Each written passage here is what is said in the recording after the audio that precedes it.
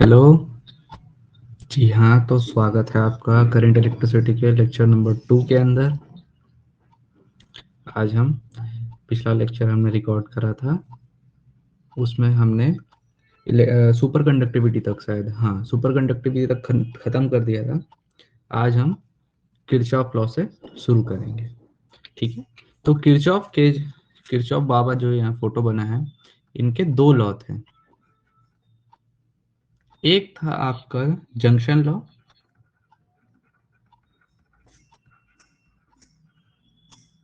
और एक था आपका लूप लॉ, या फिर जिसको हम बोलते हैं वोल्टेज लॉ, और ऊपर वाले को करंट लॉ भी बोलते हैं, ठीक है।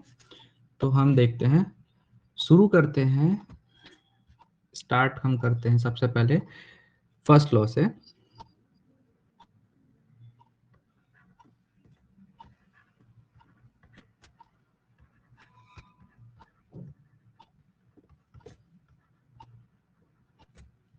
जिसको हम जंक्शन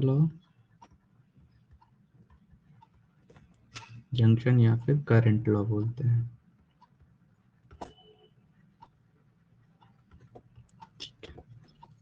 तो भाई, जंक्शन या फिर करंट लॉ कहता क्या है? तो इसका स्टेटमेंट है, the net electric current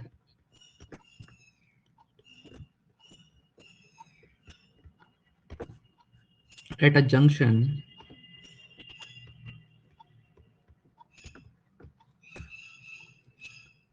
of circuit of electric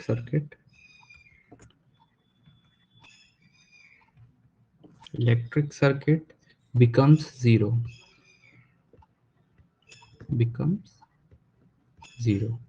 या फिर इसका दूसरा स्टेटमेंट ये भी हो सकता है, द सम ऑफ, देखिए, the sum of incoming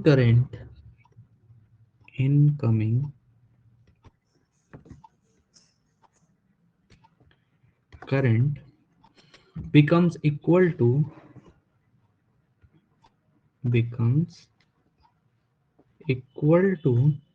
sum of outgoing current,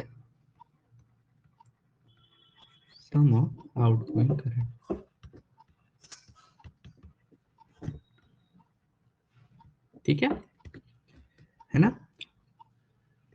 eight junction of electric circuit.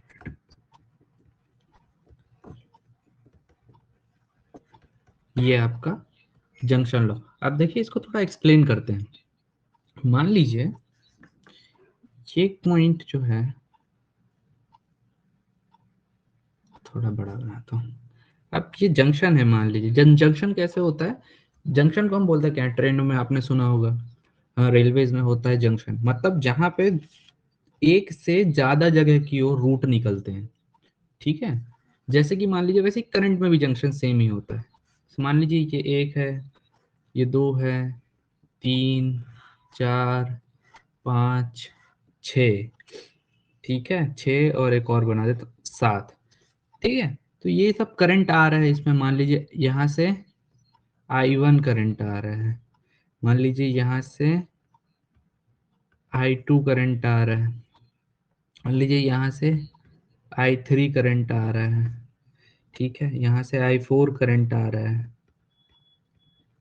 ठीक है। अब यहाँ से मान लीजिए करंट निकल रहा है, मान लीजिए यहाँ से I5 करंट निकल रहा है, ये I6 निकल रहा है, ये I7 निकल रहा है, ठीक है। आप कैसे भी डायग्राम बना सकते हैं, कोई दिक्कत नहीं। तो इसका ये स्टेटमेंट है, वो कहता है कि sigma I is equal to zero at junction, मतलब जंक्शन पे जो सिग्मा, इस ये जंक्शन क्या है, एक सेकेंड में, ये जंक्शन क्या है, ये पॉइंट,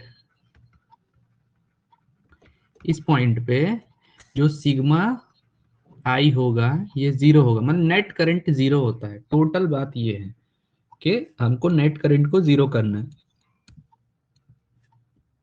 देखिए कैसे, इसका क्या मतलब हुआ सिग्मा आई का? इसका मतलब हुआ कि I1 plus I2 plus I3 plus I4 आ रहा है ना अंदर करंट, देखिए ये सब प्लस हो जाएगा आने वाला करंट, है ना।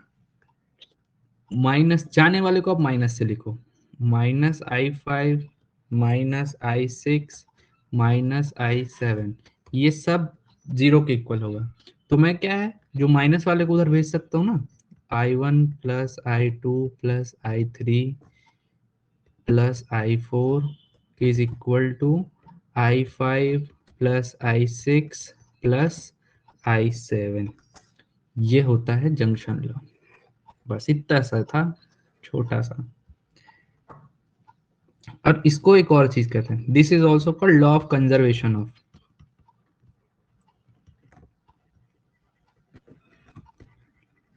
Law of conservation of charge. Conservation of charge कैसे हुआ, ऐसे देखें कि चार्ज तो कंजर्व है ना, देखिए जितना चार्ज आया उतना बाहर चले गया, है ना। तो ये आपका जंक्शन जंक्शन लॉ हो गया। सेकंड देखते हैं, जिसको हम बोलते हैं सेकंड लॉ होता है लूप लॉ भी कहते हैं, और इसको हम वोल्टेज लॉ भी कहते हैं।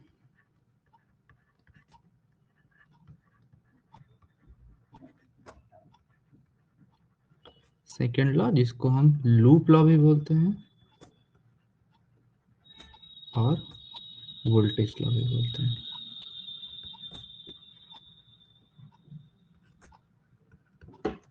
तो ये क्या होता है, इसका स्टेटमेंट ये कहता है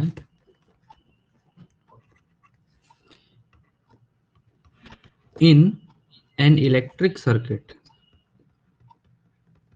electric in an electric circuit in a closed loop, in a closed loop, the net electromotive force, the net electromotive force becomes equal to net voltage, ठीक है, becomes equal to net voltage, ठीक है ना। यही बस है कि अगर हम कोई करंट को, इसको देखिए अब कैसे लिख सकते हैं, इसका क्या मतलब हो गया, नेट इलेक्ट्रोमोटिव फोर्स को मैं ईएमएफ लिख देता हूँ या ई लिख देता हूँ यहाँ पे, तो ये किसके बराबर होता है, नेट वोल्टेज। बस यही था इसका स्टेटमेंट। अब देखिए ये कह रहा है कि सर्किट अगर क्लोज है, मतलब एक इलेक्ट्रिक सर्किट है जिसमें क्लोज लूप बन रहा है, तो जो इलेक्ट्रोमोटिव फोर्स होगा, नेट मतलब सम होगा इलेक्ट्रोमोटिव फोर्स का, वो सम ऑफ वोल्टेज होगा। देखिए अब इसको सॉल्व, मतलब इसको समझते हैं हम एग्जांपल के थ्रू।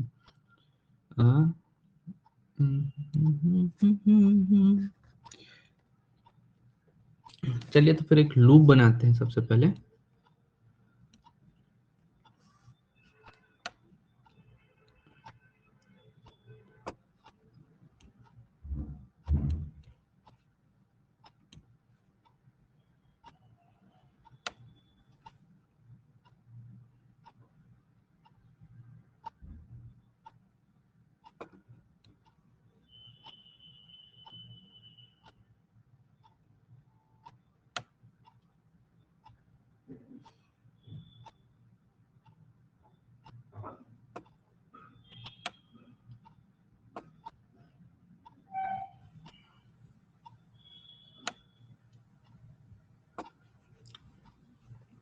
ठीक है, तो ये आपका मैंने बनाया एक लूप। अब देखिए इसको मैं कंप्लीट कर लूं, ये तो मैंने अभी सिर्फ उठा के देखा है।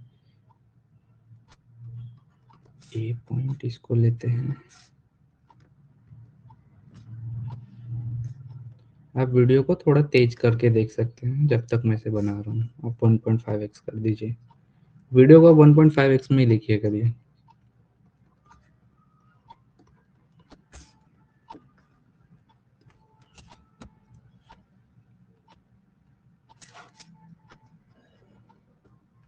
तो मैं यहाँ बैटरी कनेक्ट करता हूँ,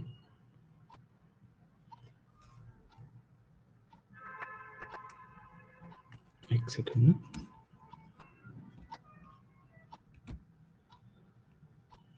ये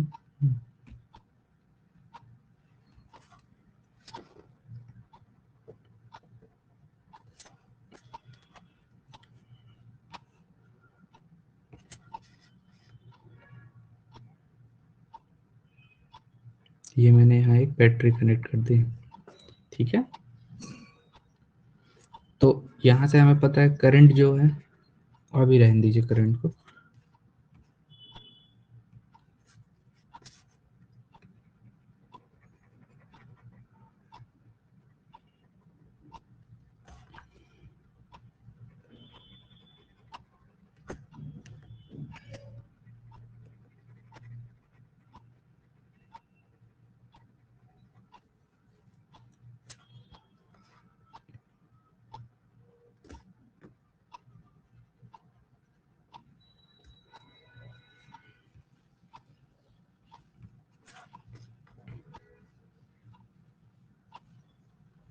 ये बैटरी, ये बैटरी, ठीक है। यहाँ रेसिस्टेंस डाल दिया,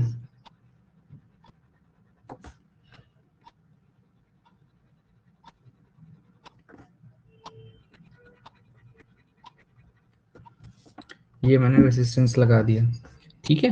अब देखिए, हमेशा जो पोटेंशियल होता है वो अक्रॉस आपके जो पोटेंशियल होगा वो हमेशा आपके रेसिस्टेंस के अक्रॉस ही काउंट होता है।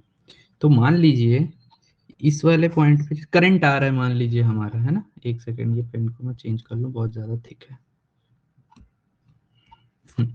मान लीजिए यहाँ पे जो हमारा करंट है ये पॉजिटिव से जाएगा, हम सबको पता है। यहाँ से मान लीजिए I1 करंट है, इसमें I2 है और यहाँ से I3 निकल रहा है ना। सॉरी, एक सेकेंड, इधर बैटरी नहीं लगाएंगे, लूप है ना, तो लूप दो ही का होता है। मान लीजिए यहाँ से I1 निकल रहा है करंट, यहाँ से I2, है ना, और इसका इलेक्ट्रोमोटिव फोर्स है E1। इसको दूसरे से बनाऊं क्या, इससे बनाता हूँ ग्रीन से। मान लीजिए इसका इलेक्ट्रोमोटिव फोर्स है E1, इसका इलेक्ट्रोमोटिव फोर्स है E2, ठीक है। इसका रेसिस्टेंस है R1, इसका रेसिस्टेंस है R2, इसका रेसिस्टेंस है मान लीजिए R3, ठीक है। अब इनके अक्रॉस पोटेंशियल भी होगा, है ना। तो मान लेता हूं मैं कि यहाँ ये फर्स्ट R1 में जो पोटेंशियल है वो V1 है, R2 में जो पोटेंशियल है वो V2 है, और R3 में जो पोटेंशियल है वो V3 है, ठीक है। मैं इतना मान लेता हूँ। अब देखिए, अगर ये लूप से I1 करंट निकलता है तो ये I1 करंट होता होता होता होता होता ये आपका I1 करंट ऐसे होते हुए आएगा और इधर आएगा, तो C पॉइंट पे क्या होगा, ये क्या हो जाएगा, I1 प्लस I2, है ना, नेट करंट। तो देखिए, अब हम बात करते हैं फर्स्ट लूप की, A B E F A, ठीक है। ये फर्स्ट लूप की, ये वाला A B E F A loop हो गया ना, ऐसे A B E F और वापिस से A पे आ गया, तो ये लूप हो गया आपका। तो इसकी बात करते हैं, इस लूप की। तो इस लूप में देखेंगे तो in loop A B E F A, ये लूप में देखते हैं, इसमें क्या हो रहा है कि हमको लूप लगाया, हमने बोला कि नेट इलेक्ट्रोमोटिव फोर्स जो है वो नेट वोल्टेज के इक्वल होता है, ये हमने बोल दिया। तो यहाँ क्या होगा, प्लस E1 होगा, है ना, माइनस E2 होगा। माइनस E2 क्यों होगा, देखिए ये करंट तो आ रहा है, लूप की बात करें तो करंट उल्टा चलेगा ना। हम तो ऐसे आ रहे हैं, ऐसे जाके फिर यहाँ जा रहे हैं, बी के बाद हम ई में जा रहे हैं, इसलिए यहाँ से देखिए, यहाँ से आए और हम ई पे जा रहे हैं, इसलिए यहाँ पे जो पोटेंशियल तो यहाँ निकल रहा है, करंट तो इसके अपोजिट डायरेक्शन में, इसलिए जो हमारा इलेक्ट्रोमोटिव फोर्स है वो भी अपोजिट होगा। सेम सिमिलरली जब हम V1 बात करेंगे तो ये प्लस होगा, ठीक है, और V2 बात करेंगे तो ये माइनस होगा, अपोजिट डायरेक्शन के कारण। तो यहाँ से हमारा वैल्यू क्या निकल जाएगी, के E1 minus E2 is equal to V1 minus V2, ये आ जाएगा। अब हम बात करते हैं इन लूप, नीचे वाले लूप की बात करते हैं, B C D E B, ठीक है, ये वाले लूप की बात करते हैं, B C D E B, इसकी बात करते हैं। तो इस लूप में क्या है, सेम वही फॉर्मूला लगा दो आप। इसमें क्या है हमारा भाई, इलेक्ट्रोमोटिव फोर्स कितना है, एक ही होगा, E2 वाला आ रहा है देखो, B से C तक तो इलेक्ट्रोमोटिव फोर्स सिर्फ एक ही है, ये वाला E2, तो प्लस E2, प्लस E2, क्योंकि सिमिलर डायरेक्शन, सेम डायरेक्शन में। अब देखिए करंट जो है, अब इसका वोल्टेज भी इसी तरफ होगा ना, सीधा होगा। देखिए I1 I2 आ रहा है, तो V2 plus V3 is equal to V2 plus V3। तो हम इसको जब प्लस कर दिए तो E2 की वैल्यू क्या आ गई।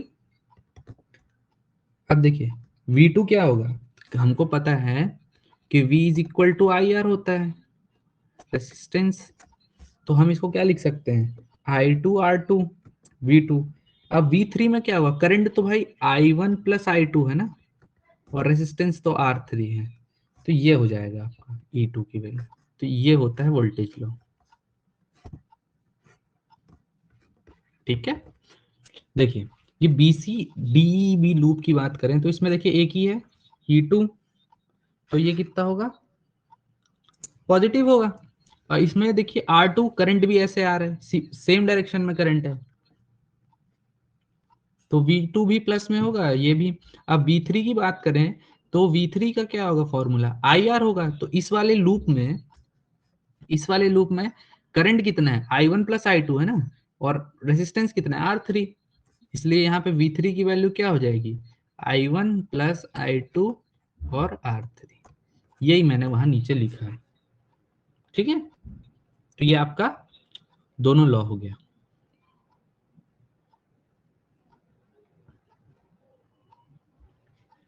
अगला देखते हैं, अगला है हमारा व्हीट स्टोन ब्रिज। ये कुछ इस प्रकार से दिखता है, देखिए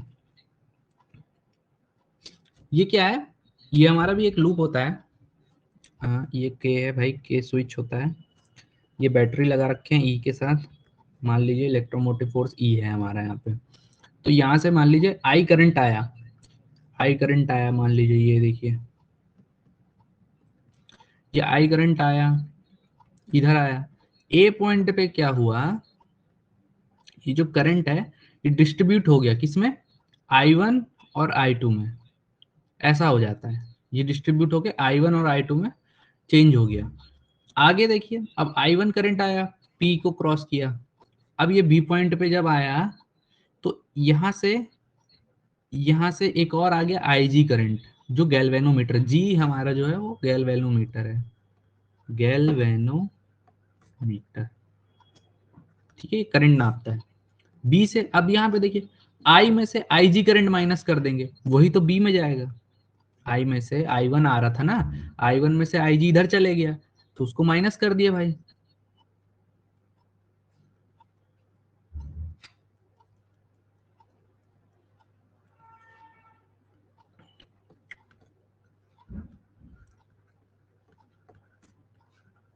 मीटर, ठीक है, IG करंट इधर आ गया। अब ये वाला I minus IG current Q से होके गया C पे, अब ये IG करंट नीचे आया तो ये D पे आ गया। अब D पे IG करंट मिला तो I2 वैसे भी आ रहा था, तो यहाँ पे क्या हुआ, ये करंट जो है आपका I2 प्लस IG हो गया, है ना, और फिर ये वाला करंट सी पे गया, फिर वापस होके वापस आ गया।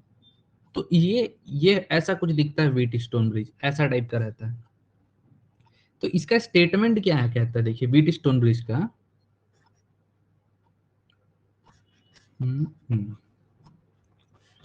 देखिए ये कहता है, if four resistance are combined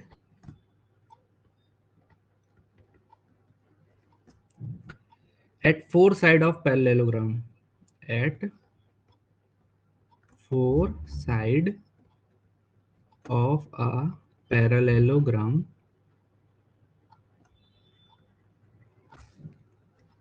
and the bridge is at equilibrium, and मतलब इस पे नेट फोर्स कुछ नहीं, जीरो है, and the bridge is at the bridge is at equilibrium, ठीक है, ब्रिज इक्विलिब्रियम में है, then ratio of resistance, ratio of resistance of any two adjacent side, adjacent ratio of resistance of, एक second, any two adjacent पहले आएगा, ratio of resistance of any two adjacent side becomes equal to the ratio of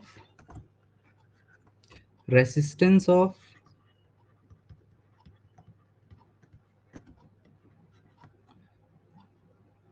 remaining two adjacent side.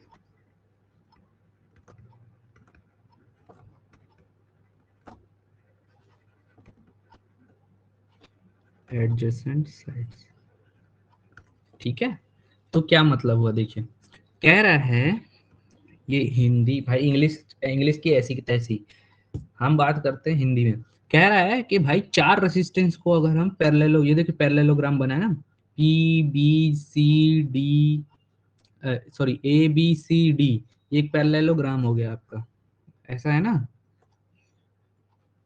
ये ए B C D.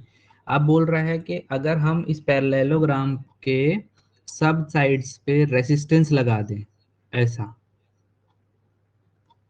ठीक है, और बीच में galvanometer लगाना पड़ेगा, जिससे क्या है, ये इक्विलिब्रियम में आ जाएगा ब्रिज।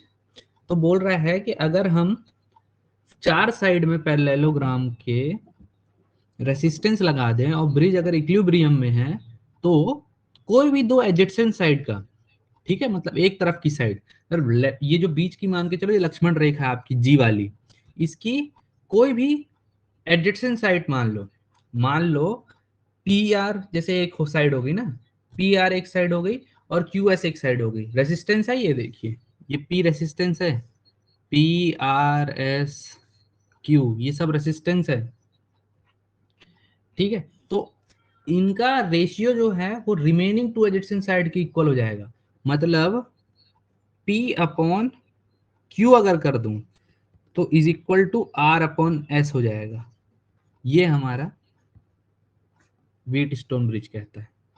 यही इतना आपको परीक्षा बोर्ड में भी मिलेगा, ठीक है। अब इसका प्रूफ देख लेते हैं कि प्रूफ की बिना तो भाई बात ही नहीं होती, प्रूफ तो करना पड़ेगा भाई, P Q upon R S कैसे हो गया, तो प्रूफ देखते हैं।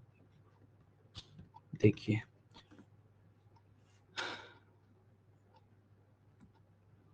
यही सब लंबे लंबे टॉपिक हैं इसमें। अब देखते हैं, यूजिंग किरचॉफ, भाई इसलिए मैंने पहले पढ़ाया था, Kirchhoff loop law in A B D A, है ना, ये लूप बनाना है हमको, ए मान लो ए बी डी ए, ये लूप बन गया ना, ए B D A.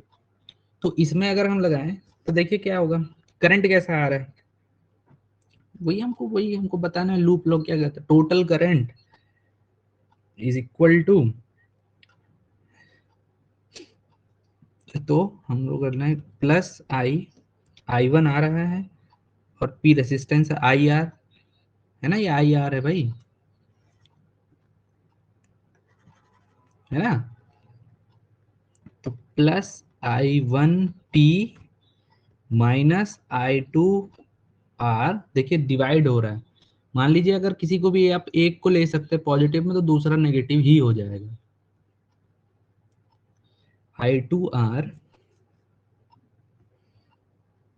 Plus I G plus I G होगा। जी भी देखो, गैल्वेनोमीटर भी कोई रेसिस्टेंस देगा, इसका वैल्यू 0 हो जाएगी। तो अगर हम इक्विलिब्रियम की बात करें, क्योंकि कंडीशन ही रखी है भाई कि ब्रिज इक्विलिब्रियम होगा तभी दो एडजेसेंट साइड का रेशियो होगा वो दूसरे एडजेसेंट साइड के इक्वल होगा। तो इक्विलिब्रियम में क्या होगा, हमेशा जो करंट गैल्वेनोमीटर के अंदर होगा वो 0 हो जाता है, ये याद रखना है।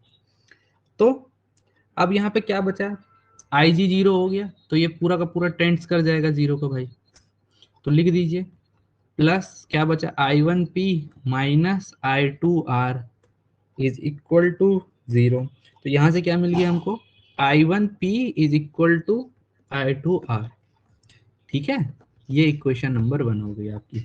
आगे देखते हैं, अब आपको क्या करना है, हमने पहला इसको नंबर 1 दे देता हूं, अब नंबर 2 को यूज करना है यूजिंग, फिर से वही KLL लिख देता हूँ ना, मैं दोबारा नहीं लिखता, किरचॉफ लूप लॉ लिख दे रहा हूँ। अब इसको हम यूज करते हैं BCDB के अंदर। तो इससे क्या मिलेगा, वही सेम। अब देखिए BC ये वाला ना, BCDB के अंदर, तो इसके अंदर भाई क्या होगा भाई, करंट क्या आ रहा है BC, देखो I minus I G current चल रहा है और रेसिस्टेंस क्या है Q।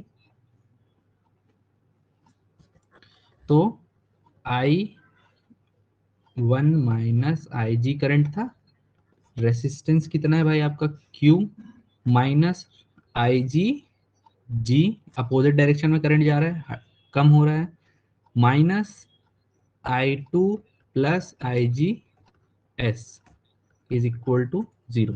देखिए ये देखिए ये अपोजिट डायरेक्शन में ना, अगर इसको हम प्लस में लेते हैं तो ये माइनस में हो जाएगा।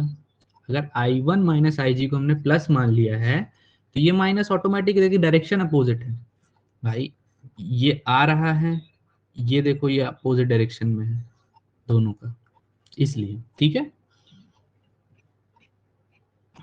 तो सिर्फ फिर हमको पता है इक्विलिब्रियम में at EQI LLI BRIUM, equilibrium के समय आई जी 0 हो जाती है, तो फिर से ये 0 हो गया, तो क्या बचा आपका I1 minus 0 Q minus 0 into G minus I2 plus 0 into S is equal to 0। बिल्कुल समझाने के लिए लिख दिया मैंने। तो यहाँ से आ गया I1Q is equal to I2S, ये आ गया आपका। इसको नाम दे दो सेकंड इक्वेशन। अब क्या करो, 1/2 कर दो, इक्वेशन 1/2 डिवाइड कर दिया। तो इक्वेशन 1 क्या आई थी हमारी, I1P अपॉन, सॉरी एक सेकेंड, इक्वेशन 1 थी हमारी I1P is equal to I2R। Equation number 2 क्या आई है हमारी, I1Q is equal to I2S। तो देखो I1 से I1 कट गया, I2 से I2 कट गया, तो यहां से आया P upon Q is equal to R upon S। ये आपका प्रूफ हो गया।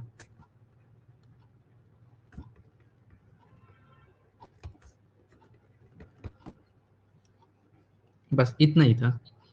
तो देखिए फिर से बताता हूं क्या किया हमने। व्हीट स्टोन ब्रिज क्या होता है, एक ऐसा सिस्टम होता है, ब्रिज होता है, इक्विपमेंट होता है, आपने प्रैक्टिकल में भी पता नहीं क्या पता, गोरिल्ला के प्रैक्टिकल वाले को पता है, कुछ नहीं कराते। ये मान लीजिए व्हीट स्टोन ब्रिज होता है, आप फिजिक्स के प्रैक्टिकल में देख भी सकते हैं। इसमें गैल्वेनोमीटर बीच में लगा रहता है, ये पैरेललोग्राम की साइड्स होती हैं। इसमें मैंने 4 रेसिस्टेंस लगाऊंगा PQRS। अब मान लीजिए आई करंट आया तो ये I1 और I2 में बढ़ गया, ऊपर आया तो IG करंट और निकल गया, तो I1 माइनस IG हो गया, है ना। इसके बाद यहाँ से I2 आया और यहाँ से IG सेम डायरेक्शन में, तो ये प्लस हो जाएगा। अब ये कहता है कि अगर हम रेसिस्टेंस को कंबाइंड कर दे 4 साइड पैरेललोग्राम की, तो अगर ब्रिज इक्विलिब्रियम पे, ये कंडीशन है भाई कि ब्रिज आपका इक्विलिब्रियम में होना चाहिए, इक्विलिब्रियम में है, तो रेशियो ऑफ एडजेसेंट साइड, कोई भी दो एडजेसेंट साइड का रेशियो जो होगा वो अगली दो रेजिस्टेंस साइड के इक्वल हो जाता है। ठीक है, तो ये इसका क्या P Q upon P Q is equal to R upon S हो जाता है। तो इसको प्रूफ कर दिया मैंने। कैसे किया? मैंने बोला किरचॉफ लूप लॉ लगाया एबीडीए में, तो यहाँ से I1P minus I2R plus IG zero. अब यहाँ से इक्विलिब्रियम में हमें पता चलता है हमेशा क्या IG इक्वल टू जीरो हो जाएगा, तो IG को जीरो करा तो ये वैल्यू आई, तो I1P is equal to I2R हो गया। इक्वेशन नंबर 1 दे दिया। सेकंड में सेम यूज किया हमने, KLL मतलब किरचॉफ लूप लॉ। इसमें भी देखो BCDB में यूज किया, तो I1 minus I G Q IgG minus I2 plus IgS is equal to zero हो रहा था। इक्विलिब्रियम में हमको वही कर देना है, IG को जीरो कर देना है। सिस्टम खत्म किया तो आपका वैल्यू आ गई I1Q is equal to I2S। अब इक्वेशन 1 को इक्वेशन 2 से डिवाइड कर दो तो ये ऐसा कुछ बनेगा, तो I1 से I1 कट गया, I2 से I2 कट गया, आंसर आ गया आपका, खत्म। यही था आपका व्हीटस्टोन ब्रिज का थ्योरी। अगला देखते हैं भाई, ये है आपका मीटर ब्रिज। ठीक है देखिए, ये जो आपको नीली कलर की दिख रही है जितनी एरिया, जो नीली है ये वायरिंग है। ठीक है, जो हरा कलर का है वो बॉक्स है, और जो ये आपको येलो कलर से दिख रहा है, जो येलो कलर से, ये इसके पार्ट्स हैं। ठीक है, ये इसमें कोई करंट नहीं, सिर्फ ब्लू कलर वाली वायर्स हैं।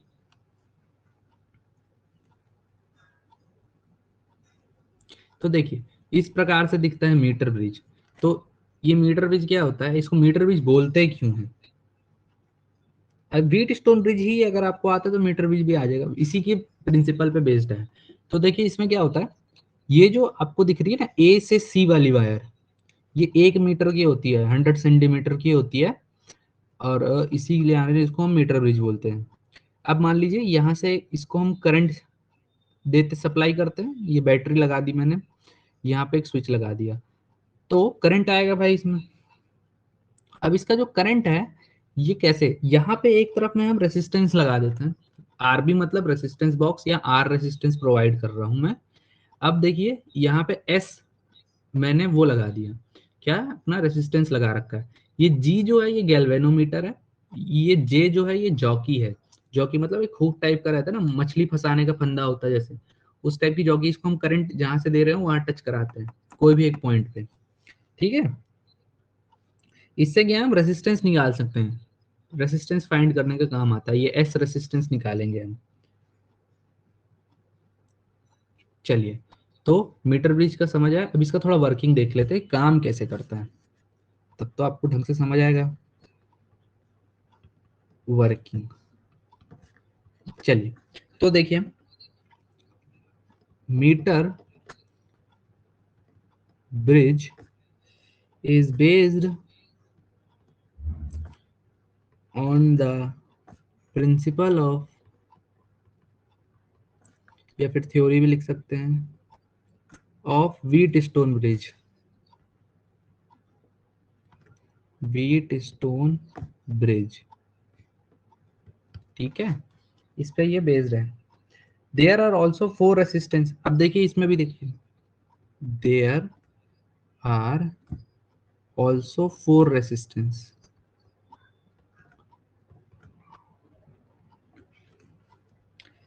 Combined at 4 side of parallelogram. ये दिख नहीं रहा है लेकिन ये जैसे हम उसमें कंबाइन करते थे ना 4 रेसिस्टेंस को, इसमें भी हम 4 रेसिस्टेंस कंबाइन करते हैं, 4 रेसिस्टेंस कंबाइंड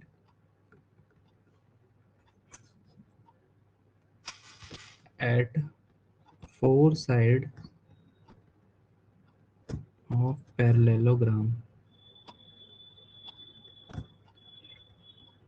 ठीक है, ये आपका व्हीट स्टोन मतलब मीटर ब्रिज हो गया। तो इसमें क्या होता है, metre bridge based on the principle of theory Wheatstone bridge, इसमें भी 4 रेसिस्टेंस होते हैं। ठीक है, और इसको हम 4 साइड में रखते हैं। तो सपोज करते हैं, इसको अब लिखते हैं हम आगे। सपोज किया नॉन रेसिस्टेंस हमारा, मान लीजिए एक हमारा नॉन रेसिस्टेंस होगा जिसको हम पता है, जो हम दे रहे होंगे आर से, ये रेसिस्टेंस बॉक्स है। एक बॉक्स होता है, इसके ऊपर बटन्स होते हैं, कितना आपको देना है, 2 ओम देना है, 3 ओम देना है ना, कितना ओम देना है, ये रेसिस्टेंस, इसलिए मैंने आरबी लिख रखा है। आरबी जो है रेसिस्टेंस बॉक्स है, रेसिस्टेंस बॉक्स। ठीक है, तो हमारा नॉन रेसिस्टेंस आर है, क्योंकि हमको जितना भी देना हो भाई उतना हम दे सकते हैं ना रेसिस्टेंस बॉक्स से। एक हमारा अननोन रेसिस्टेंस होगा, अननोन रेसिस्टेंस, इसी को हमें फाइंड करना है। ये हमारा एस, ये अननोन रेसिस्टेंस, ये हमने जो लगा रखा है ये। ठीक है, तो एस जो है हमारा अननोन होता है।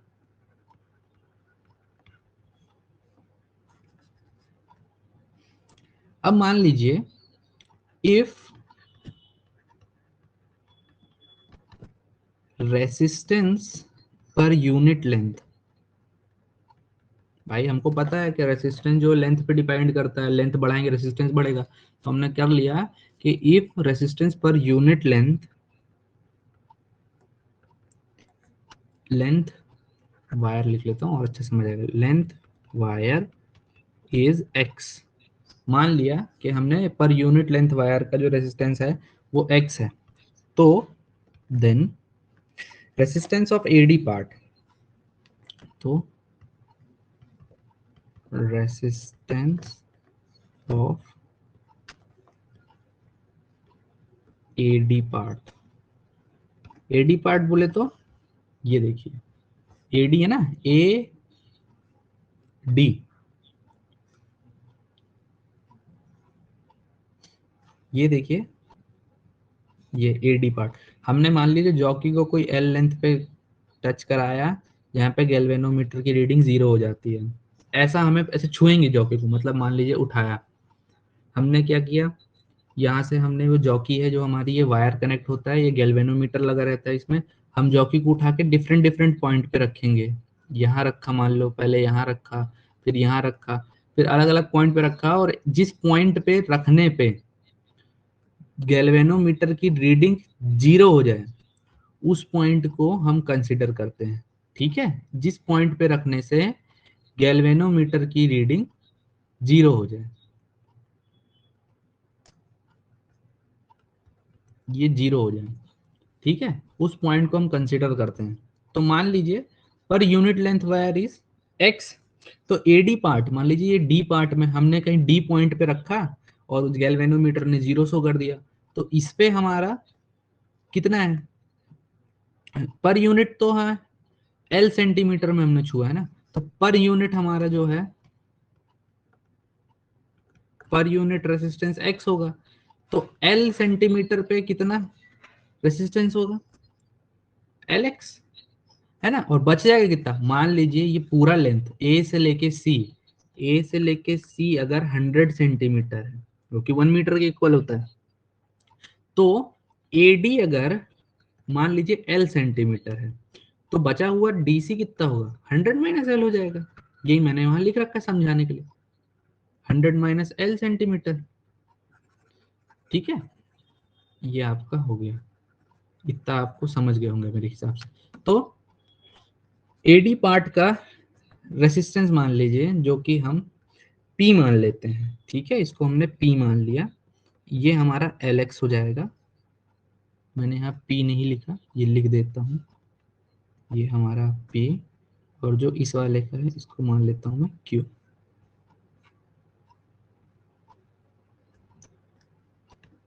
अगला देखते हैं, रेसिस्टेंस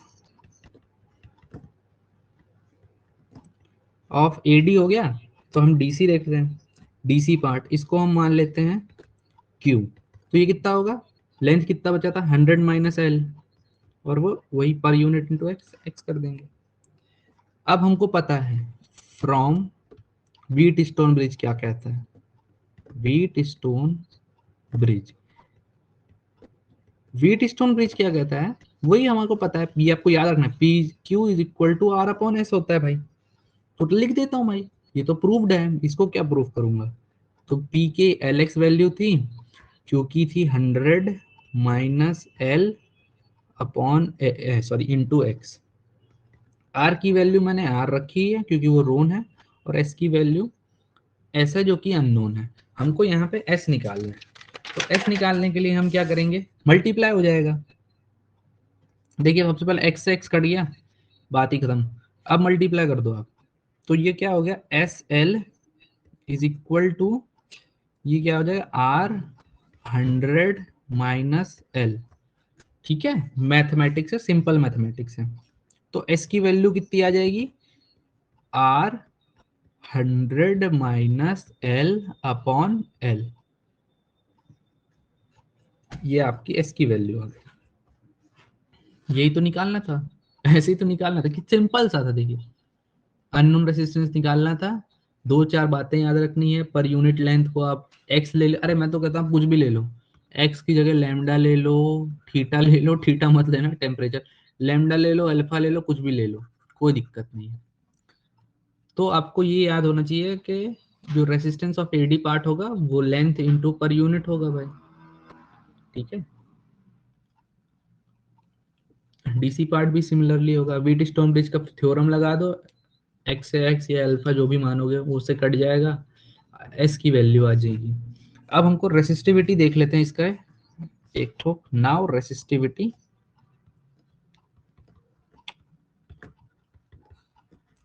रेसिस्टिविटी क्या होती है, रो से डिनोट करते हैं और इसका फॉर्मूला होता है आर ए अपॉन एल, है ना।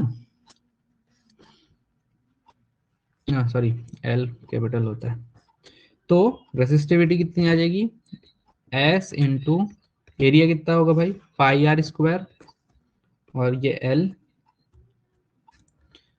तो रो की वैल्यू आती है आर, ऐसा आया था हमारा 100 minus L pi R square. ये उतना पूछा नहीं जाता है, ये रटने के लिए है। तो रटना है तो रट लीजिए, परीक्षा बोर्ड में नहीं होगा तो छोड़ दीजिएगा। ये आपका आ गया, बस इतना ही था ये।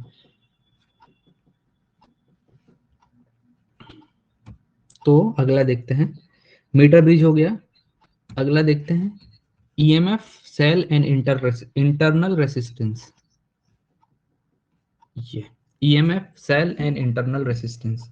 तो हम पहले सेल देखते हैं।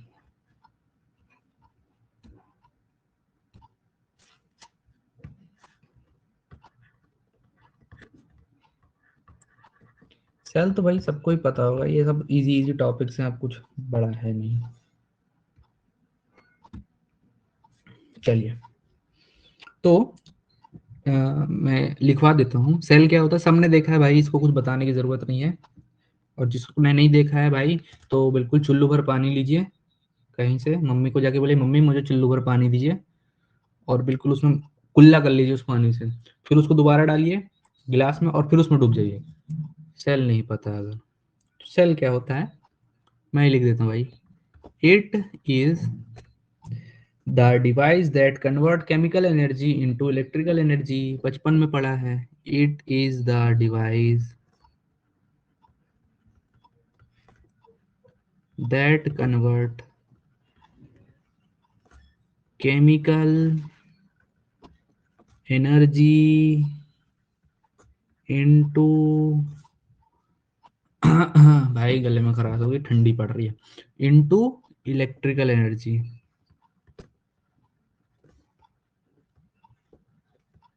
ठीक है, अब जिनको नहीं पता उनके लिए है, जो चुल्लू भर पानी में डूब गया, क्योंकि चुल्लू भर पानी में तो आप मरोगे नहीं, इसलिए वापिस आए हैं जो अपने। और बता रहा हूँ भाई, जिनको नहीं पता बिल्कुल वैसे ही करिएगा, मम्मी से मानिएगा चुल्लू भर पानी, उससे कुल्ला करिएगा, वापिस गिलास में डालिएगा, फिर उसमें डूबिएगा।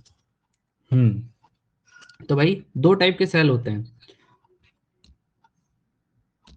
ये हरे से लिखेंगे इस बार, क्यों भाई भेदभाव हमेशा बोलता होगा बेचारा, कि हमेशा भाई हमको ही चुनते हो, पीला और सफेद, पीला और सफेद, हरे को कोई चुनता ही नहीं है। तो भाई सेल दो टाइप के होते हैं, प्राइमरी सेल और सेकेंडरी सेल।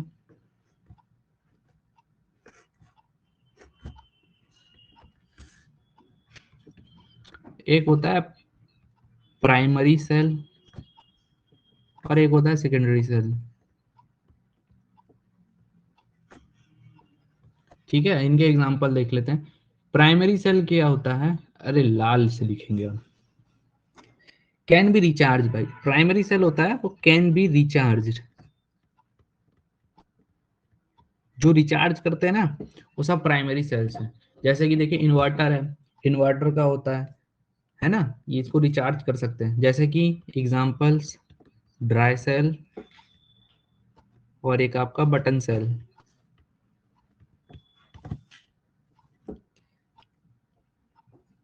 ठीक है। और भाई वैसे ही सेकेंडरी सेल क्या होता है, जिनको रिचार्ज नहीं कर सकते, कांट बी रिचार्ज्ड,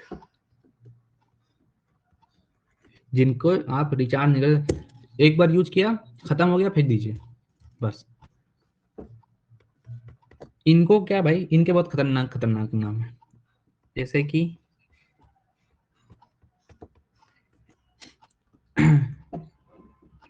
निकल आयरन सेल, बहुत खतरनाक। डैनियल सेल, लड़कों की तो खुशी से मतलब क्या बताएं, डैनियल सेल आ गया, डैनियल है। लिथियम आयन सेल होता है,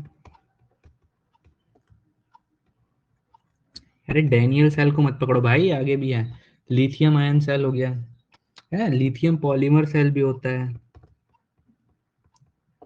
ये सब एग्जांपल्स हैं। अभी इतना परीक्षा बोर्ड में तो है नहीं, पर मैं बता दे रहा हूँ भाई, मेरा कर्तव्य है। ठीक है भाई, ये हो गया आपका सेल, बस इतना ही था, छोटा सा था। बताइए कुछ था इसमें? अगला देखते हैं, ईएमएफ, इलेक्ट्रोमोटिव फोर्स। ये मैं पहले पढ़ा चुका हूँ, ईएमएफ ही लिखूंगा, इसलिए क्यों दोबारा लिखूं।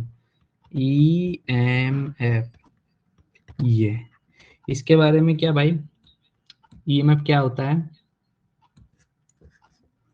Maximum potential difference, maximum potential difference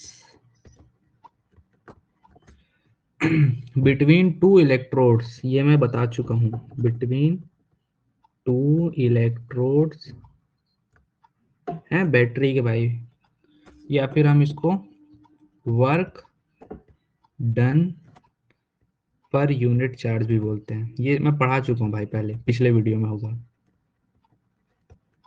दोबारा से आ गया इसलिए मैं बता दे रहा हूँ। तो इलेक्ट्रोमोटिव फोर्स का फॉर्मूला होता है, इसको ई से भी डिनोट करते भाई कह लो तो देख लेना आप भाई, W अपॉन क्यू। फिर से बता देता हूँ, स्केलर क्वांटिटी है, ऐसा ही होती है इसकी वोल्ट।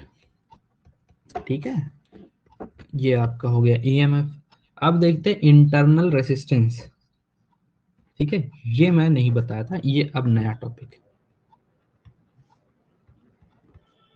अरे भाई ये तो सेकंड होगा ना, ये अरे सब मिट गया, दोबारा करो, ये लो सेकंड, ये हो गया थर्ड। हम बात कर रहे थे इंटरनल रेसिस्टेंस, इंटरनल रेसिस्टेंस, ये क्या होता है भाई? मैं बोलता हूँ, मैं हूं ना भाई बताने के लिए। चलिए भाई, अब तक सबने पढ़ा था रेसिस्टेंस क्या होता है, रेसिस्टेंस क्या होता है। तो इंटरनल रेसिस्टेंस क्या होता है? रेसिस्टेंस के भी अंदर का रेसिस्टेंस। मजाक कर रहा हूँ। देखिए, तो ये क्या होता है, द अपोजिशन और ऑब्स्टिकल्स, ऑब्स्टिकल मतलब बाधाएं, मतलब बाधाएं, ये वाह, इसमें भी राइटिंग अच्छी आ रही, बाधाएं, obstacles, obstacle, OBSTACLS, obstacles in the path, in the path is called internal resistance, is called internal resistance। Okay, okay sir. तो इसको हम स्मॉल आर से डिनोट करते हैं, रेजिस्टेंस को हम कैपिटल आर से डिनोट करते हैं। अब देखिए भाई ये होता कैसे है, मैं थोड़ा सा समझा देता हूँ। मान के चलिए मैं एक बैटरा उठाता हूँ, नहीं बैटरी भाई, बैटरा तो बहुत बड़ा हो जाएगा। ये हमने बैटरी उठाई, अब इस पे दो इलेक्ट्रोड्स होंगे, बिल्कुल होंगे भाई, एक होगा कैथोड, एक होगा एनोड। तो बिल्कुल अब उसको तो बना देते हैं। ये हो गया कैथोड, और इसको हरे वाले से बनाता हूँ इलेक्ट्रोड, एनोड सॉरी भाई, ये हाँ, ये भैया, ये हमारा हो गया एक हो गया कैथोड, एक हो गया एनोड। तो भैया इनको जब हम कनेक्ट कर देंगे इस प्रकार से, तो भाई करंट जिसमें ईएमएफ जनरेट हो जाएगा। ये पॉजिटिव मान लो, इसको नेगेटिव मान लो, है ना भाई। नेगेटिव होता है कैथोड, पॉजिटिव होता है एनोड, है बैटरी है भाई इसके अंदर, ये पानी पानी भरा रहता है, देखे होगे भाई।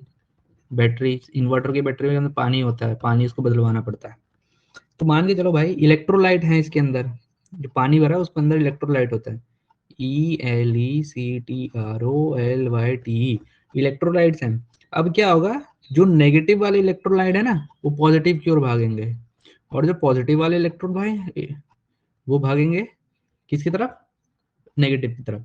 तो अब इनको जाने के बीच में, तो भाई इसकी यूनिट लिख देता हूँ, इट्स यूनिट इज ऑल्सो ओम, ओम होती है भाई सेम, ठीक है। तो देखिए अब ये नेगेटिव वाले हैं जो वो पॉजिटिव की तरफ भाग रहे हैं, तो ये भागेंगे तो भाई यहाँ पे कुछ ना कुछ इनको टक्कर मिले, टक्कर रहेगा, एक ही थोड़ी पॉजिटिव नेगेटिव चार्ज है, बहुत सारे नेगेटिव है बहुत सारे पॉजिटिव, तो भाई कभी मान लो धक्का मुक्की, एक इसको मार रहा है उसको मार रहा है, मार मार के ये पहुंचते हैं। तो ये ऑब्स्टिकल है, मतलब लड़ाई, बाधाएं आ रही है ना, जैसे हमको पढ़ने में बहुत सारी बाधाएं आती है, इसका मैसेज आ गया उसका मैसेज आ गया, इस प्रकार से बाधाएं आ रही है।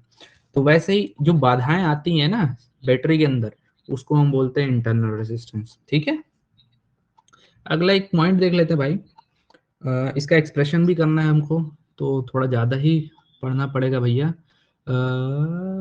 घर जा हरियाली, देखते हैं भैया डिपेंडेंसी क्या होती है।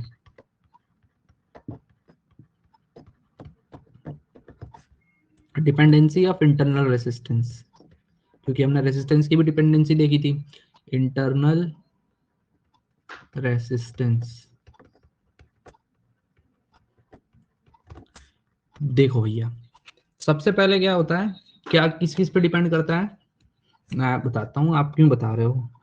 पहला होता है भाई area of electrode, AREA of electrode,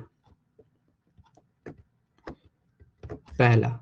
दूसरा होता है डिस्टेंस बिटवीन इलेक्ट्रोड, कितना दूरी है भाई, डिस्टेंस बिटवीन इलेक्ट्रोड, ये दोनों के बीच में कितना दूरी है।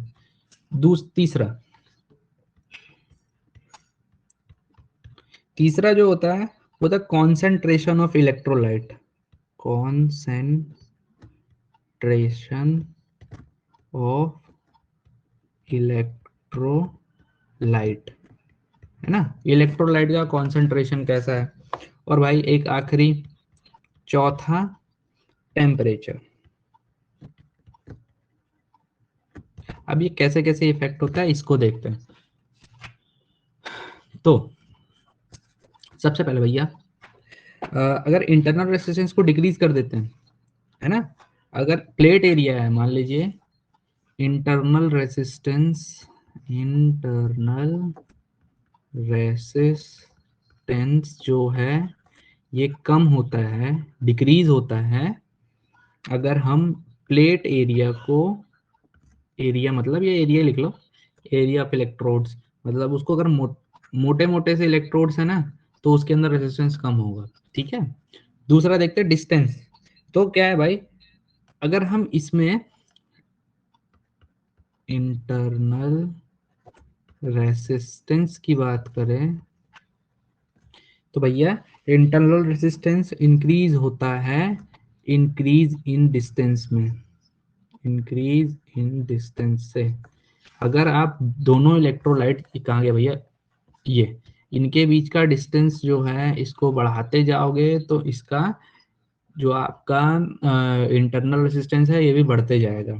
कॉन्सेंट्रेशन की बात करते हैं, कॉन्सेंट्रेशन मतलब क्या है, जैसे पानी के साथ होता है ना, H2O के साथ मिलाते हैं, तो भाई अगर हमारा कॉन्सेंट्रेशन जो है जो हम मिला रहे हैं वो अगर ज्यादा है तो H2O कम पड़ जाएगा, ज्यादा है तो पॉजिटिव और नेगेटिव चार्ज ज्यादा होंगे, ज्यादा चार्ज होंगे तो करंट भी इजीली फ्लो होगा, मतलब इंटरनल रेजिस्टेंस जो है वो बढ़ जाएगा।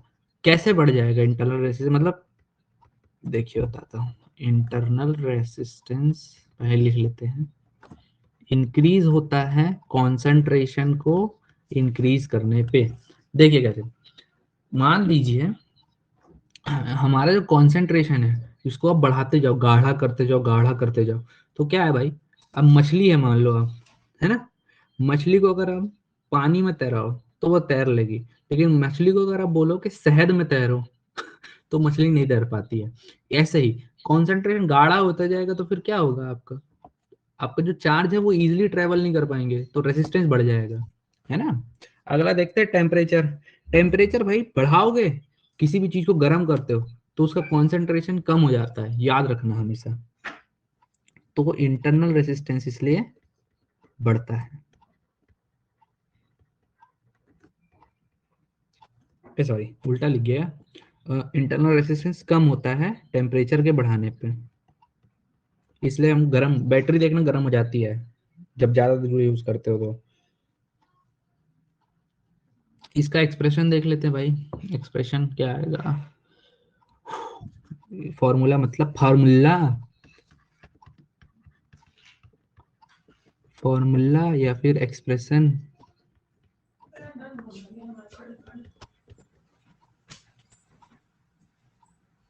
है ना। तो इसका फॉर्मूला क्या होता है, मान लीजिए एक लूप बनाया हमने, शेप से निकाला फिर से लूप, ये बैटरी का लूप है, इसमें हमने डाल दिया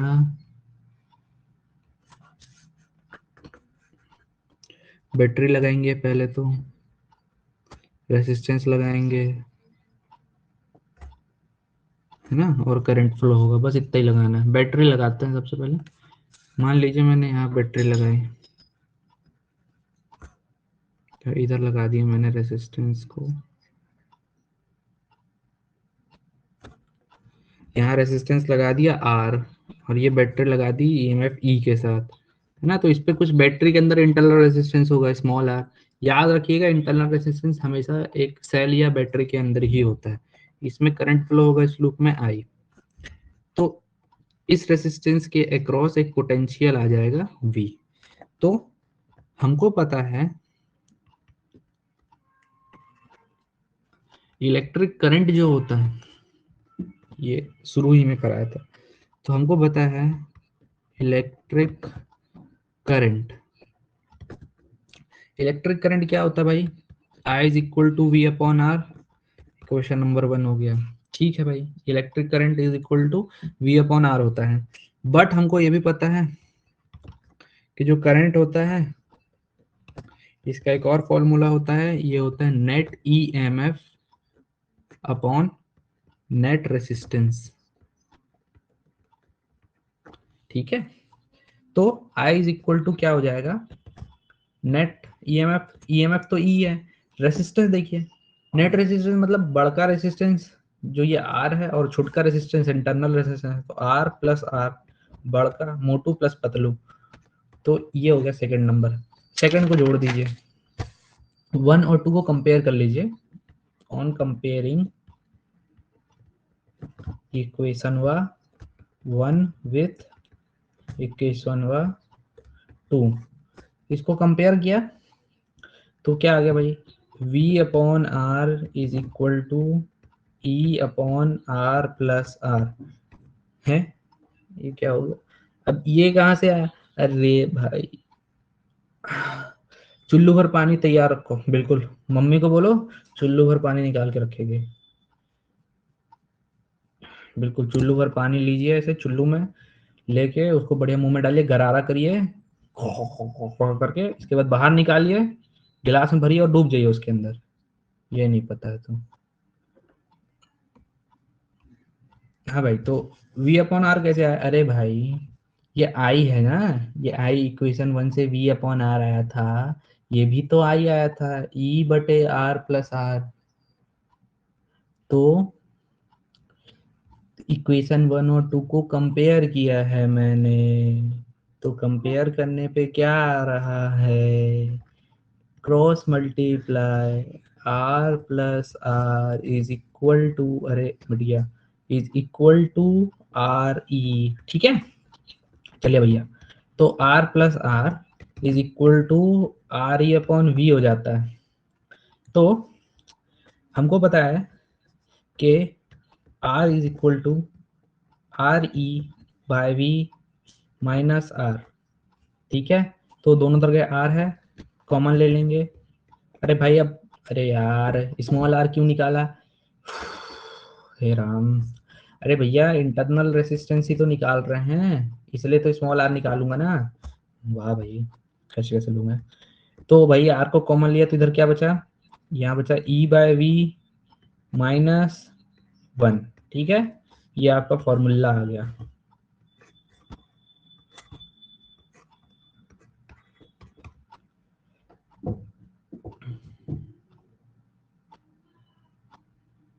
क्या कर रहे हैं, हाँ समझ आ गया।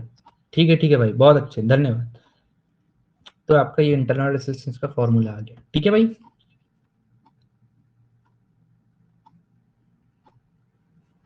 अगला देखते हैं भाई। अरे वाह, दो ही बचे हैं पोटेंशियोमीटर के बाद। अरे अरे बहुत बचा अभी तो। ये वाला पेज को हटाओ भाई, इसकी कोई जरूरत नहीं है। हो जा।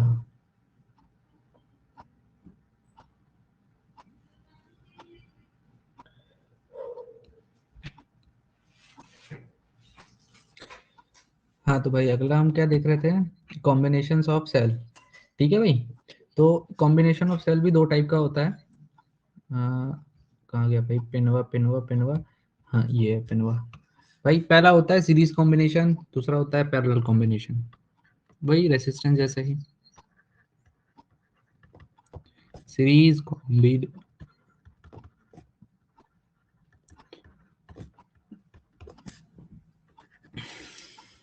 चलिए। तो सीरीज कॉम्बिनेशन क्या होता है यार, ये तो सबको ही पता होगा, इसको क्या बताना। ये देखो, ये इधर क्या सेल को सीरीज में कंबाइंड कर दिया, तो ये हो गया, ये ए, ये मान लो पॉइंट है इसका बी सी, ये मैंने कंबाइन कर दिया, ये आपका सीरीज कॉम्बिनेशन कहलाता है। इस पे आप मान लो इसका E1 है electromotive force, R1 internal resistance, E2 और R2 इंटरनल रेसिस्टेंस, ठीक है भाई। तो इसमें हमको क्या क्या निकालना है, सबसे पहले भाई आप क्या करोगे, वोल्टेज अक्रॉस ए बी निकालेंगे, वोल्टेज अक्रॉस ए बी। तो ए बी के अक्रॉस वोल्टेज क्या होगा, V A B. V A B कितना आएगा भाई, E1 माइनस आई, अरे हाँ यहाँ करंट और दे देता हूँ, यहाँ करंट आई आ रहा है, आई R1, ठीक है। इक्वेशन नंबर 1 हो गया। अब दूसरा, voltage across across B C, तो ये हो गया वी बी सी, ये कितना आएगा, E2 माइनस आई R2, इक्वेशन नंबर 2 हो गया। नेट वोल्टेज निकालते हैं, नेट वोल्टेज जो है वो हम लोग वी ई क्यू इक्विवेलेंट ले लेते हैं, तो ये हो जाएगा, नेट मतलब प्लस करना है, V A B plus V B C, तो ये हो गया, वी ए बी कितना आया था, E1 माइनस आई R1 प्लस E2 माइनस आई R2, ठीक है। तो भाई उसको जब हम करेंगे तो क्या है, E1 प्लस E2 कॉमन है, इधर निकाल लिया, यहाँ से I कॉमन निकाल लिया, तो ये क्या बचा, R1 प्लस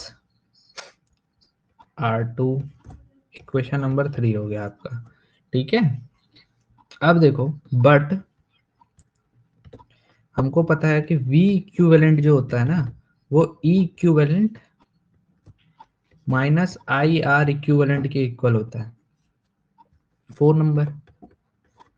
तो कंपेयर कर दो आप इससे, कंपेयरिंग 3 एंड 4, यहाँ से हमको क्या मिलेगा, ई ई क्यू की वैल्यू कितनी आ जाएगी, E1 प्लस E2, ठीक है, ये।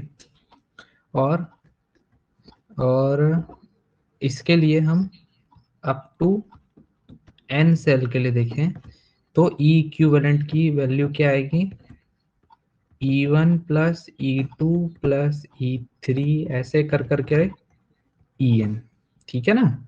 सिमिलरली, अरे ये क्या हो गया, अब ठीक है। सिमिलरली अगर हम आर इक्विवेलेंट को कंपेयर करें तो आर इक्विवेलेंट कितना आ रहा है, R1 प्लस R2, तो up to N cell, N cell के लिए निकालेंगे तो आर इक्विवेलेंट की वैल्यू आ जाएगी आपकी R1 plus R2 plus R3 ऐसे करके सीरीज में Rn और ये En, ठीक है, ये आपका आ गया। अगला देखते हैं पैरेलल कॉम्बिनेशन।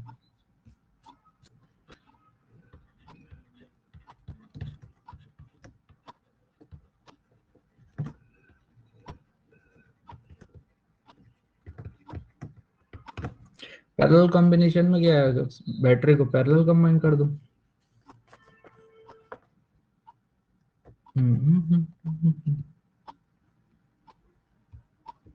अब बनाता हूँ इसका थोड़ा डायग्राम स्टेबल ही नहीं रहता, क्योंकि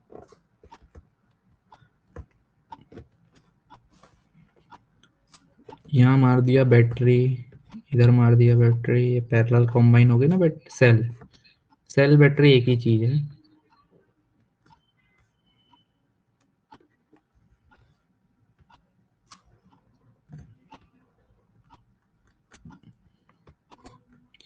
ये आपका पैरेलली कंबाइन कर दिया मैंने।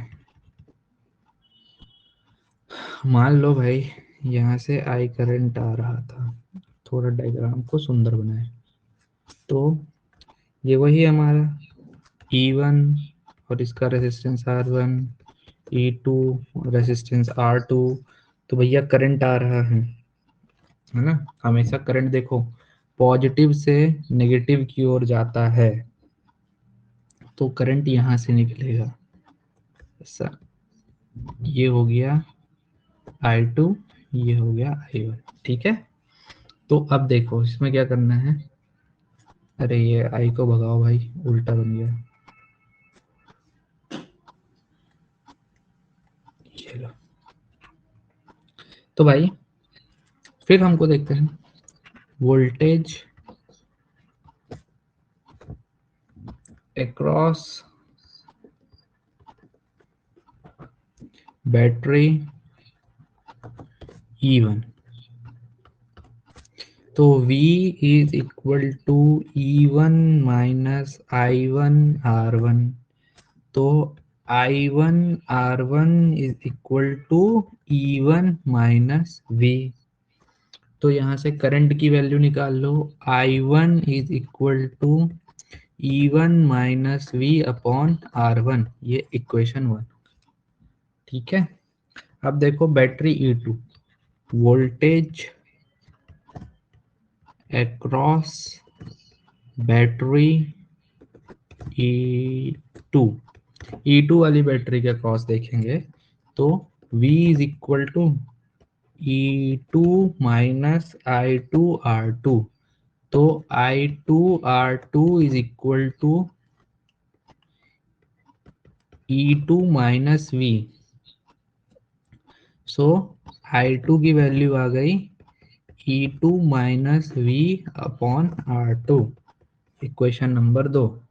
दोनों इक्वेशन को नेट, अब निकालो नेट करंट, तो नेट करंट, हाँ एक और चीज देखो, इसको याद करने का तरीका क्या है, जब आप सीरीज कॉम्बिनेशन करोगे तो आप नेट वोल्टेज निकालोगे, और जब आप पैरेलल कॉम्बिनेशन करोगे तो आप नेट करंट निकालेंगे।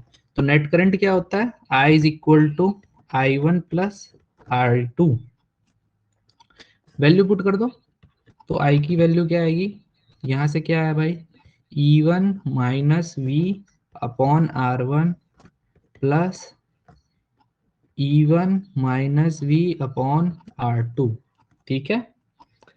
तो इसको हम और इजी में लिख लेते हैं, तो ये हो गया E1 upon R1 minus V upon R1 plus E1 upon R2 minus V upon R2, ऐसा लिखा।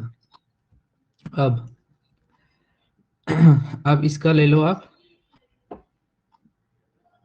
E1 और R1 को साइड कर लो, मतलब E और V को साइड कर लो ना, तो I is equal to E1 R1 plus E1 R2, sorry यहाँ कुछ गड़बड़ है क्या, हाँ एक सेकेंड, ये E2 आया था, मैंने इसको E1 रख रखा है, sorry sorry sorry sorry sorry, ये होगा E2, ये भी E2, वही मैं बोलूँ कि ये दोनों E1 E1 कैसे आ रहे हैं, ये भी आपका E2 हो जाएगा। अब सही है, E2 R2 प्लस, प्लस ले लो या फिर आप माइनस लिख लो, क्योंकि माइनस भी कॉमन निकाल लो आप डायरेक्टली। अरे भैया, माइनस भी को कॉमन निकाला तो इधर बचा 1/R1 प्लस 1/R2, ठीक है, एलसीएम लीजिए, तो ये हो गया E1 R2 plus E2 R1 upon R1 R2। अरे भाई एलसीएम लेना भी नहीं आता, गरारा करने के लिए मंगाओ चुल्लू भर पानी।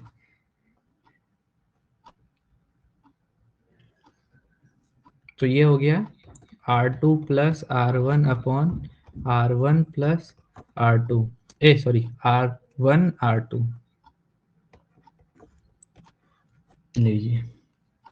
अब भाई आप अब एक काम करो, ये I को इधर ले आओ और V को उधर ले जाओ, तो I को इधर ले आओ और V को उधर ले जाओ, I को इधर ले आओ, V को उधर ले जाओ, तो ये हो गया V R2 plus R1 upon R1 R2 is equal to E1 R2 plus E2 R1 upon R1 R2 minus I, ठीक है। अब एक काम करो, V निकाल, V इज इक्वल टू, ये आएगा E1 R2 plus E2 R1 upon R1 R2 minus I whole upon, ये वाला आ जाएगा R2 plus R1, R2 plus R1 upon R1 R2, ये आ जाएगा, ठीक है। अब क्या करो, आप इसका एलसीएम लो फिर से, तो V is equal to E1 R2 plus E2 R1, एक जन बोल रहा है कि बहुत लंबा हो गया, हाँ भाई लंबा तो है, माइनस I इसका लिया, तो ये हो गया आपका R2 plus R1 upon R1 R2, ये था, और इधर भी आ जाएगा similarly R2 plus R1 upon R1 R2, देखो ये सिमिलर था, यहाँ क्या आ रहा था R1 R2, तो ये कट गया इससे, तो V की वैल्यू क्या आ गई, E1 R1 sorry E1 R2, E1 R2 plus E2 R1 upon R2 plus R1 minus I, या I को मल्टीप्लाई में हो जाएगा तो ऐसा लिख सकते हो I R1 R2 रेसिप्रोकल हो गया ऊपर से R2 प्लस R1, ये क्वेश्चन नंबर 3 हो गया, इतना, ये थोड़ा लंबा है, अब आपको फिर से करना है, but V equivalent is equal to E equivalent minus I R equivalent, equation number 4, तो कंपेयरिंग 3 and 4, इक्वेशन नंबर 3 और 4 को कंपेयर कर रहे हैं, तो कंपेयर करने पे क्या पता चल रहा है भाई, ये पता चल रहा है कि EEQ की वैल्यू जो है वो आ रही है E1 R1 sorry E1 R2 plus E2 R1 upon R2 plus R1 है ना, और एंड आर ई क्यू की जो वैल्यू है वो क्या आ रही है, आई को देखो किनारे कर दो, तो R1 R2 upon R2 plus R1, ये आ रही है R1 R2 upon R2 plus R1। ये दो आपका आंसर आ गया। अब एन सेल के लिए देख लेते हैं एक बारी। एन सेल, एन सेल है तो आर इक्विवेलेंट की जो वैल्यू होगी R1 R2 थी, R2 प्लस R1 था, तो इसको आप हमेशा रेसिप्रोकल में निकालेंगे, 1 अपॉन आर ई क्यू, ये हो जाएगा R2 plus R1 upon R1 R2, है ना, रेसिप्रोकल किया है मैंने, तो 1 अपॉन आर ई क्यू, ये कितना हो जाएगा R1 upon R1 R2 plus R2 upon R1 R2, ऐसा हो जाएगा। दोनों को सेपरेट कर लिया तो 1 अपॉन आर इक्विवेलेंट की वैल्यू हो जाएगी, देखो यहाँ से क्या कट गया, R1 से R1 कट गया, R2 से R2 कट गया, तो यहाँ क्या बचा 1 upon R2 plus 1 upon R1। तो इसी की तरह एन सेल के लिए, एन सेल के लिए क्या आ जाएगी, 1 अपॉन आर इक्विवेलेंट की value 1 upon R2 plus 1 upon R1 plus 1 upon R3 plus ऐसे ऐसे करते करते 1 अपॉन RN। ये आयन सेल के लिए भी हो गया। तो इसी के साथ आपका इतना समाप्त हुआ।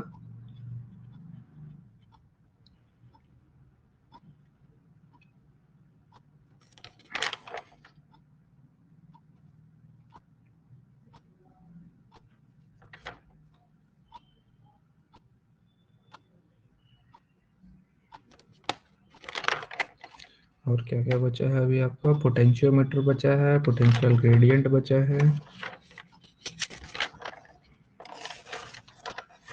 थोड़ा सा ही। अगला देखते हैं भाई, एक स्पेशल केस है,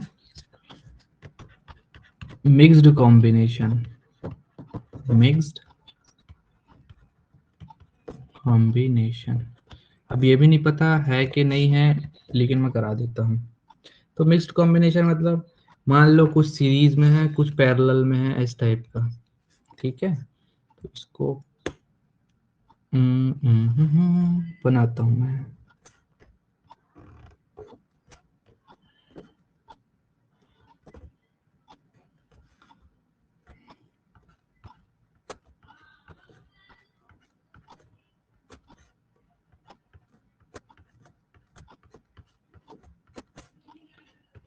देखिए अब पैरेलल में भी है,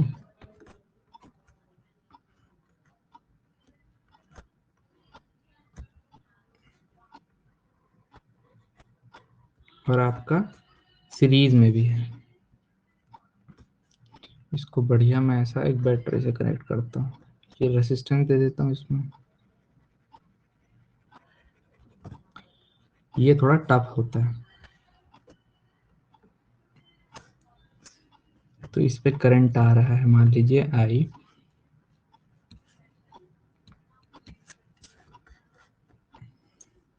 ये ई है, ये R1 है, इस सब में क्या है, ई सेम रहेगा, R2 R3, ये सॉरी आर भी सेम होता है, फिर वही E E E R R R E R R R, और ये आपका कॉमन रेजिस्टेंस कैपिटल आर, ये आपका मिक्स्ड कॉम्बिनेशन बन गया। सो हम सबसे पहले इसको सॉल्व करते हैं, तो क्या देखते हैं, नंबर ऑफ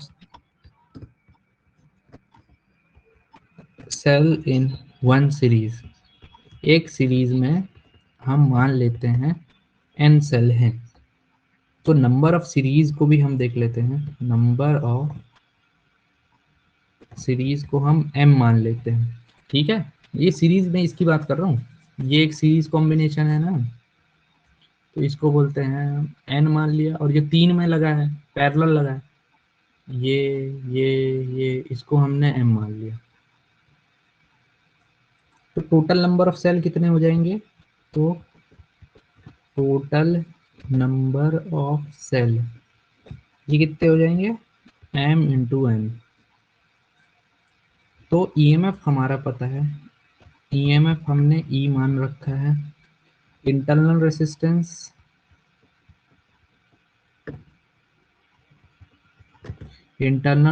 स्मॉल आर है, और एक्सटर्नल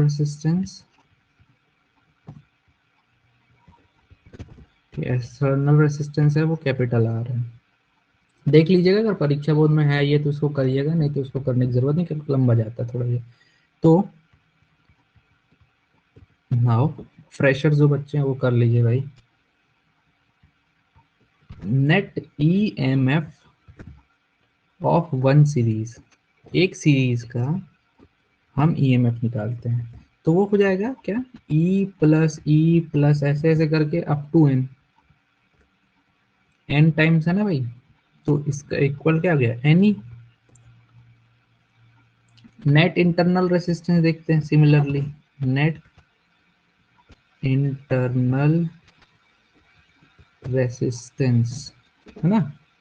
तो ये कितना हो गया? R plus R plus R plus R ऐसे ऐसे करके अप टू एन, है ना। तो ये कितना हो गया? N R. नेट ईएमएफ देखते हैं हम, net EMF of circuit. Net EMF circuit कितना आएगा भाई? इसी को हम बोलते हैं ई इक्विवेलेंट। तो ये हो गया एन ई आ गया, और नेट इंटरनल रेसिस्टेंस हमेशा इंटरनल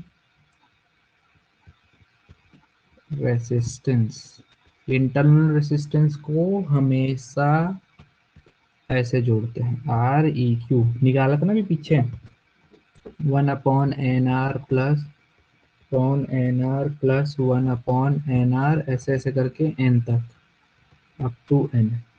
तो 1/r इक्विवेलेंट की जो वैल्यू है वो हो गई अप टू m है, सॉरी ये n नहीं, m n r up to m लिख देता हूँ, अप टू m, है ना। तो r इक्विवेलेंट क्या हो जाएगा? n r upon m। ठीक है, अब नेट रेसिस्टेंस निकाल लो भाई आप। नेट रेसिस्टेंस, तो ये क्या होगा? Internal resistance plus external resistance. तो इंटरनल कितना आया था? N R by M, external तो कैपिटल आर था। तो ये हो गया एन आर, एलसीएम लिया मैंने, M R upon M. Flowing current देखते हैं हम,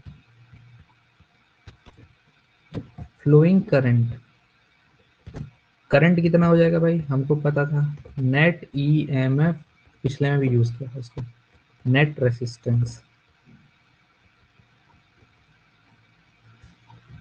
तो I is equal to, net E M F आया था एन ई, और ये आया था N R plus M R upon M.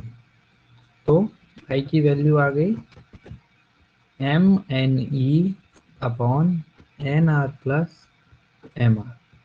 ये आपका I का वैल्यू। अगला इसमें एक सब टॉपिक है,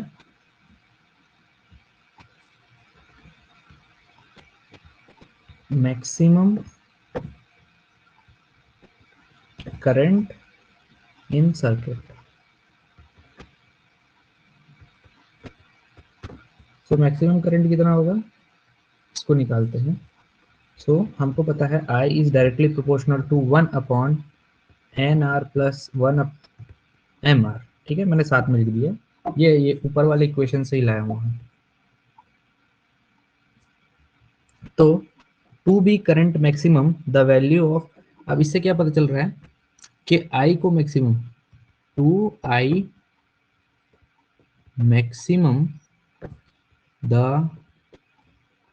value of NR plus MR should be minimum, है ना। इसके लिए भाई इसकी वैल्यू मिनिमम होनी चाहिए। तो NR प्लस MR को मिनिमम कर देते हैं। तो इसको कैसे करते, देखिए याद रखिएगा, under root NR minus under root MR square plus 2 under root NR into MR, ठीक है। तो फॉर NR, ये देखिए फिर गड़बड़, ऊपर स्मॉल है, NR प्लस MR को मिनिमम करना है, यानी under root NR minus under root MR square को मिनिमम करना पड़ेगा। इसके कारण under root NR minus under root MR square को जीरो कर सकते हैं। कोई भी, कैसे जीरो करा, कोई भी स्क्वायर हमेशा जीरो ही होगा, माइनस नहीं होता किसी का भी स्क्वायर। तो NR minus MR is equal to zero, so under root NR, ये स्क्वायर लगा दो, under root NR is equal to under root MR, ऐसा आ गया। अब squaring both side, squaring both side, तो NR equal to MR, R equal to NR upon M। तो max current यानी I max is equal to MNE, और इसको minimum कब ले सकते हैं, जब जब हम इसकी वैल्यू रख देंगे NR plus M into NR by M। तो यहाँ से M से M कट गया, तो I max is equal to MNE upon 2NR।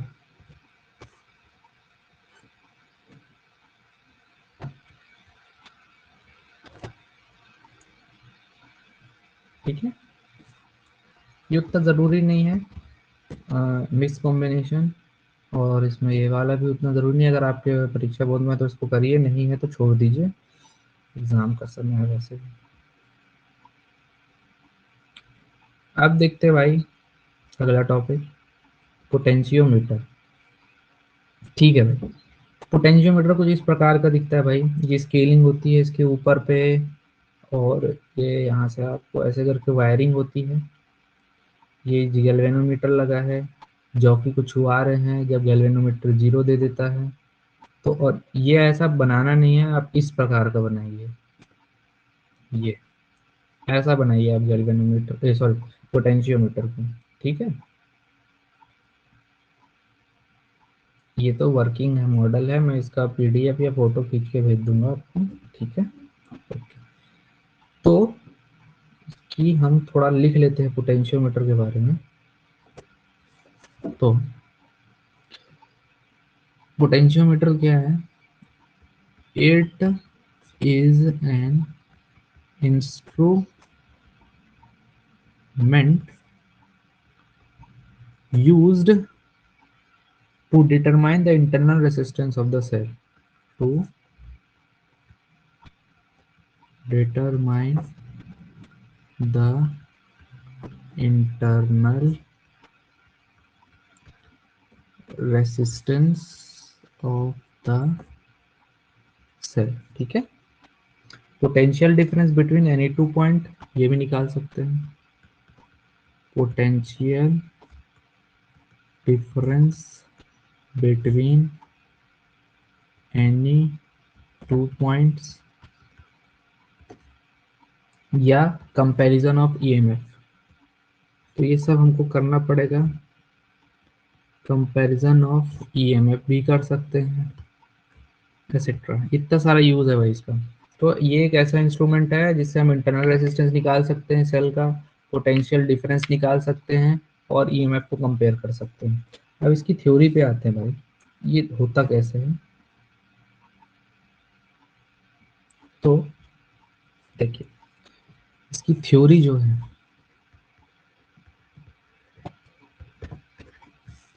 देखिए लिखिए, points A and B of wire are combined. अरे भाई इसमें थ्योरी बहुत है, चलिए। Are combined from positive end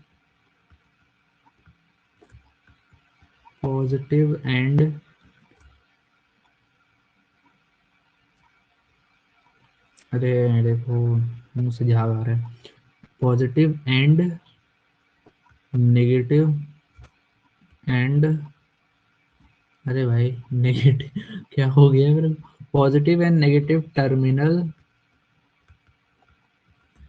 of battery सी।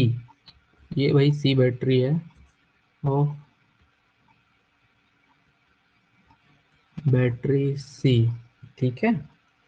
तो एंड आर एच इज, ये आर एच ना भाई, R H is a rheostat, rheostat and K is a switch, ठीक है। This is called primary circuit, इतने घर को हम बोलते हैं प्राइमरी सर्किट। तो दिस इज कॉल्ड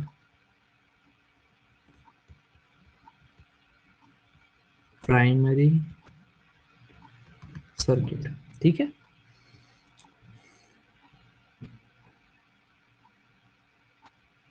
हमको ये भी पता है, अगर हम ए से बी पे जाते हैं तो पोटेंशियल कम होते जाएगा, ठीक है। दो सर्किट होते हैं इसके, एक प्राइमरी और एक सेकेंडरी। इसको बोलते हैं भाई, ये ऊपर वाले को प्राइमरी सर्किट, यहाँ लिखा हुआ जैसे कि ये रियोस्टेट, ये ऊपर वाला होता है प्राइमरी सर्किट जहाँ पे स्विच रहता है, और ये जो जहाँ से हम छुआ रहे होते हैं जो कि सेकेंडरी सर्किट होता है, ठीक है। तो ये होता है प्राइमरी सर्किट,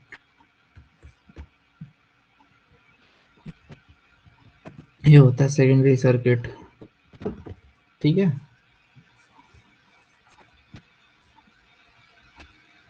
कहाँ गए भाई, यहाँ था, ठीक है। अब हम एक चीज लिख लेते हैं, it is clear that if we move from,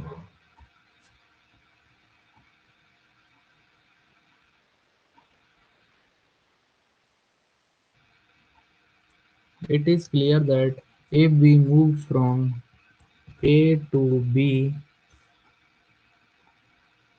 then potential decreases,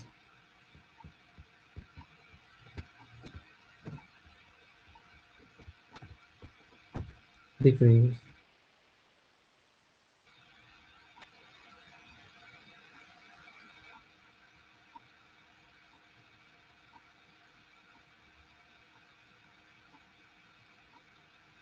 तो इसमें कुछ टर्म्स आते हैं, क्या लैगिंग चल रहा है क्या, एक सेकेंड मैं चेक करके आता हूँ।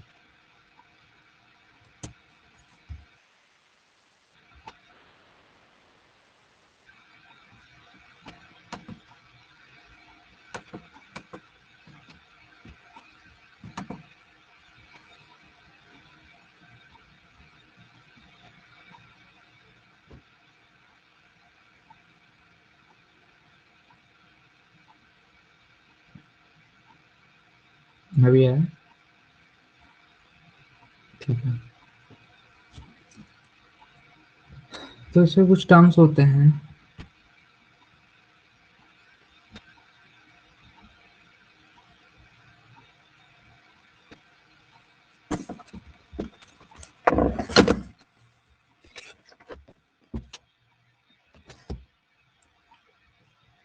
पहला है वो है पोटेंशियल ग्रेडियंट।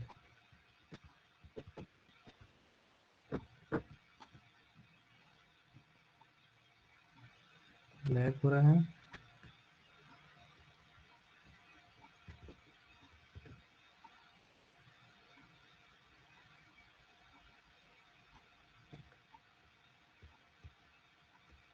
पोटेंशियल ग्रेडियंट, ठीक है।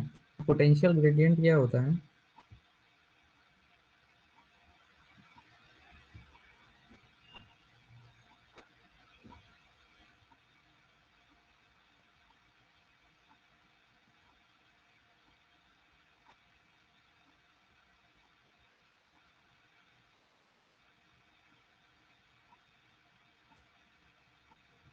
लैग तो हो रहा है पटक में। तो इसी को हम वोल्टेज ग्रेडियंट भी बोलते हैं। आवाज भी कट रही है। Hello, hello. ठीक है, तो ये क्या होता है? तो द चेंज इन वोल्टेज और decrement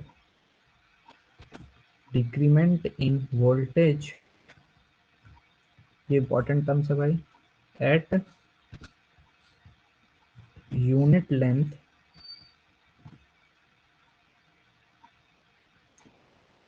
of wire of potential of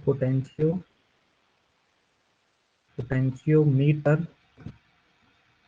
is called the potential gradient।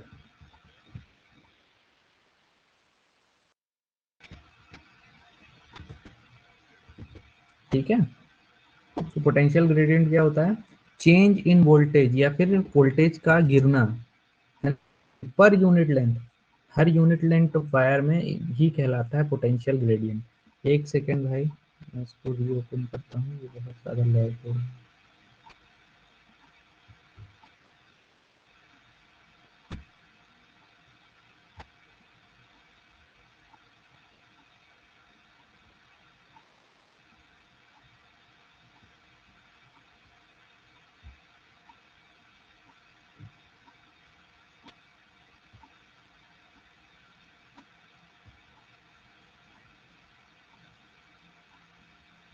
Hello,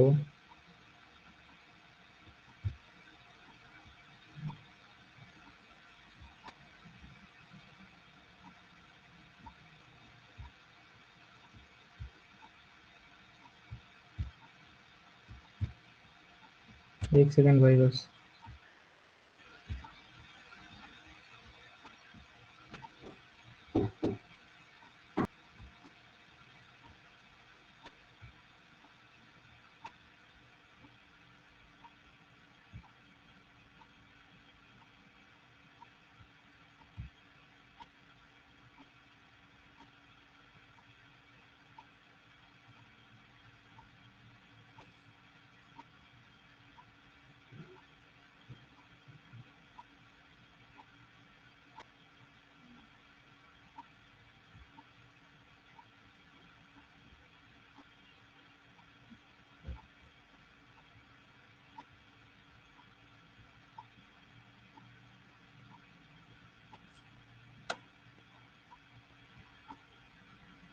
शायद दिख रहा होगा। ठीक है। तो ये होता है पोटेंशियल ग्रेडियंट। तो चेंज इन वोल्टेज या फिर वोल्टेज का गिरना, मतलब वोल्टेज का गिरना या वोल्टेज में चेंज आना यूनिट लेंथ पोटेंशियल मीटर की, हर unit length of wire of potential meter की पोटेंशियल ग्रेडियंट कहलाता है। सो इसका फॉर्मूला जो है वो हो जाएगा पोटेंशियल ग्रेडियंट। इसका हो जाना चाहिए, एक सेकेंड ड्रॉ में जाओ भाई, ये पेन सेलेक्ट हो गया।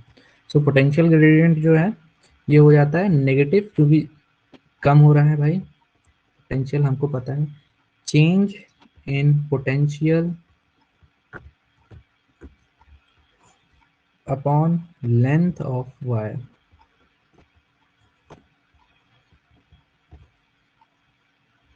सो इसको हम के से डिनोट करते हैं, ये इसको रो भी बोलते हैं, और इसको डेल अपॉन डेल एल भी बोलते हैं, minus D V by D L भी होता है, और माइनस वी अपॉन एल भी होता है। ये सारे ही पोटेंशियल ग्रेडियंट के फॉर्मूले होते हैं।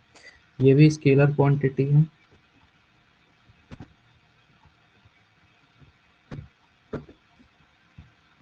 इसकी यूनिट होती है वोल्ट पर मीटर। ठीक है, अब देखते हैं। Now the practical battery, practical battery जिसको हम यूज कर रहे हैं, practical battery E is combined at another। अब क्या किया हमने, एक प्रैक्टिकल बैटरी ली, उसको अनदर साइड पे कंबाइंड कर दिया, साइड ऑफ प्राइमरी सर्किट।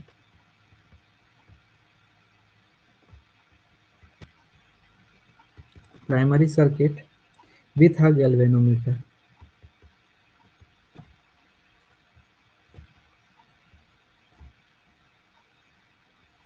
तो एक हमने क्या किया, ये जो है ये प्रैक्टिकल बैटरी ई है, ये ई दिख रहा है आपको, इसको हमने उठाया, इसके साथ एक गैल्वेनोमीटर लगाया और इसको दूसरे सर्किट की ओर कनेक्ट कर दिया, एंड जॉकी, और बताया था ना जॉकी जुड़ा हुआ है, एंड जॉकी जे, ठीक है, इसको भी कनेक्ट करा है। तो this is called secondary circuit. तो this is called secondary circuit. ठीक है, ये आपका होता है सेकेंडरी सर्किट। अब हमको क्या करना है, now we will find the point of equilibrium, जहां पे गैल्वेनोमीटर जीरो रीडिंग दे दें। Equilibrium in the circuit. तो सर्किट के अंदर हमको इक्विलिब्रियम पॉइंट ढूंढना है। तो at equilibrium point, equilibrium point पे क्या होगा, potential difference between A and J, potential difference between A and J is equal to EMF. यही तो ईएमएफ होगा, इक्वल हो जाता है इक्विलिब्रियम पॉइंट पे, यानी पोटेंशियल डिफरेंस जो V इज इक्वल टू ई हो जाएगा। ई तो हमने ईएमएफ मान रखा था। Now if potential gradient of wire, ये भी जो वायर है उसका हमने मान लिया रो है, ठीक है, पोटेंशियल ग्रेडियंट हमने रो मान लिया। तो V is equal to rho L, so rho L is equal to E, यही होगा भाई। So E is equal to rho L, ये आपका आ गया, V is equal to E था। अब इसके कुछ प्रिकॉशंस होते हैं जो हमको याद रखने हैं, बाकी इसके बचे हैं बस ईएमएफ कंपेयर करना।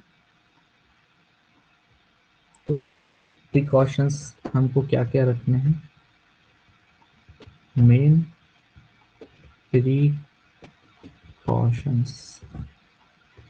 जो मेन प्रिकॉशंस हैं, सबसे पहला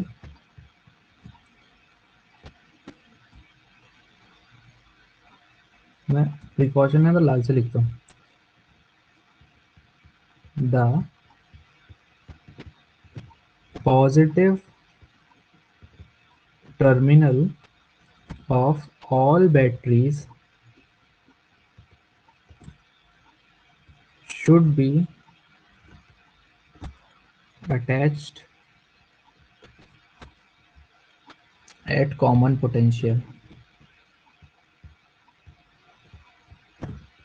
ये आ जाता है भाई, इसके बिना आपका पोटेंशियोमीटर काम नहीं करेगा। ठीक है। दूसरा, ईएमएफ ऑफ प्राइमरी सर्किट, देखिए EMF of primary circuit cell, primary circuit का जो सेल होगा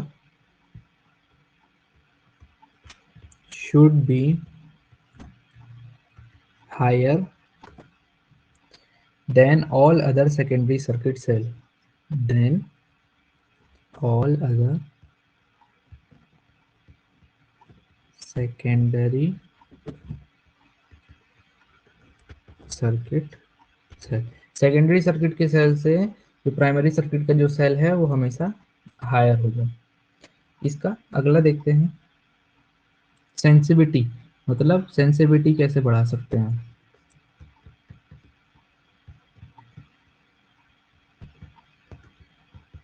टी ऑफ पोटेंशियोमीटर, सेंसिटिव मतलब कितना सेंसिटिव है।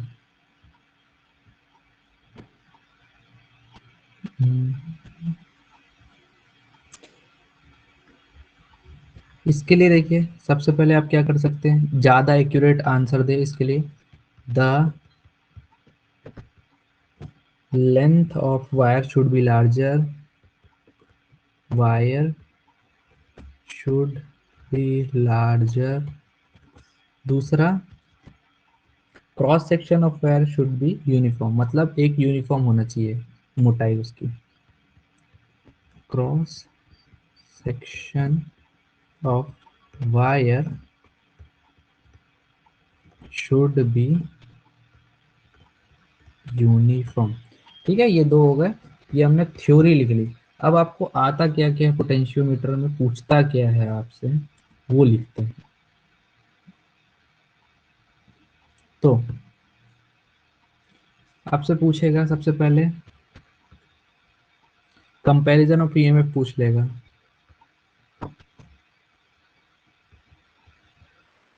Comparison of EMF of two cells, ये आपको पूछेगा। तो इसके लिए आपको फिर से वही पोटेंशियोमीटर बनाना पड़ेगा एक।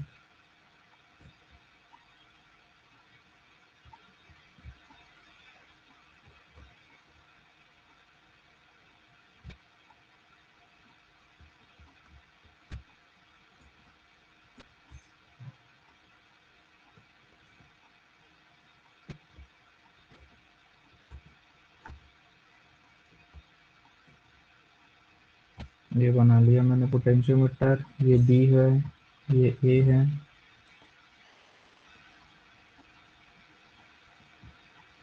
ये ए पॉइंट है, ये बी है, मान लीजिए ये सी है, ये रियोस्टेट है, आर एच, ये के है, और यहाँ से हमने अब सर्किट दूसरा जोड़ना है। तो हमने दो सेल जोड़ना है,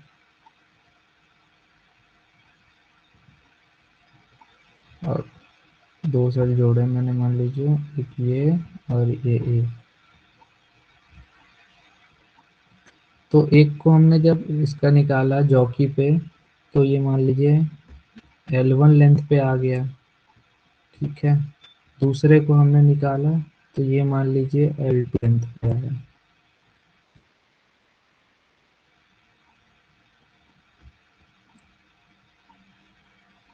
ठीक है,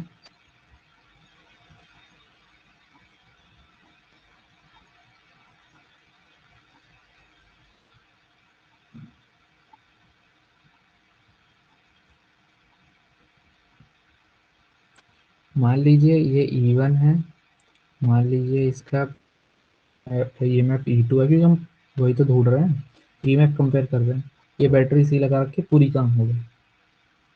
अगला आपको क्या करना है, इफ बैलेंसिंग, बैलेंस करना है ना, इसलिए हम बोल रहे हैं balancing length, balancing length of E1 be L1, then तब क्या होगा? अगर बैलेंसिंग लेंथ की L1 है तो E1 is equal to rho L1 हो जाएगा। Question number 1 is equal to rho L होता है ना, पहले तो प्रूव करें। और मान लीजिए if balancing length of E2B L2 है तो E2 is equal to row L2। ठीक है, इक्वेशन बाय 1 एंड 2 करिए।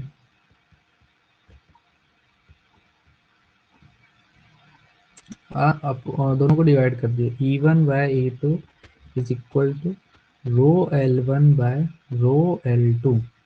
तो रो से रो कट गया और E1 बाय E2 की वैल्यू L1 बाय L2 के इक्वल आ गई।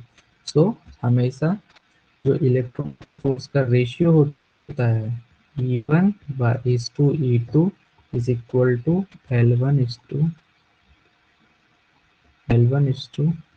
L2 होता है। ये आपका ईएमएफ कंपैरिजन हो गया।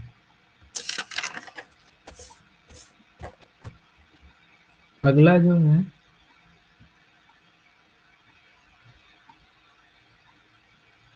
वो होता है determination of internal resistance of cell. हम इंटरनल रेसिस्टेंस निकाल रहे हैं अब सेल का। तो सिमिलरली फिर से हमने एक बनाना पड़ेगा। ये मैंने लगा दी बैटरी, यहीं पे रियोस्टेट, फिर आगे स्विच,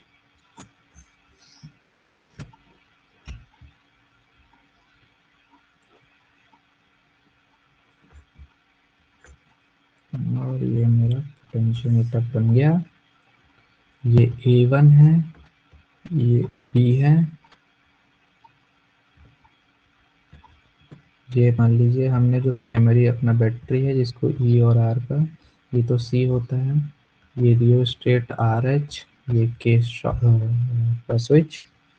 तो इसको जब हमने कनेक्ट किया गैल्वेनोमीटर से तो मान लीजिए बैलेंसिंग लेंथ आ रही थी L1, यहाँ पे गैल्वेनोमीटर की रीडिंग 0 शो हो रही थी। फिर हमने रेजिस्टेंस निकालना है, इंटरनल रेजिस्टेंस। तो एक क्या करेंगे, रेजिस्टेंस बॉक्स लगा देंगे और इसको इस बैटरी के साथ कनेक्ट करेंगे। तब मान लीजिए ये जॉकी है जो है हमारी, ये L2 लेंथ पे रुक रही है। ठीक है, ऐसा कुछ हो रहा है। तो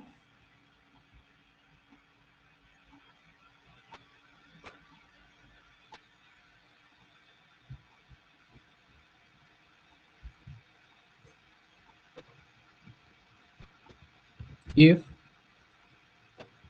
EMF ऑफ सेल, अगर हम E ले रहे हैं, internal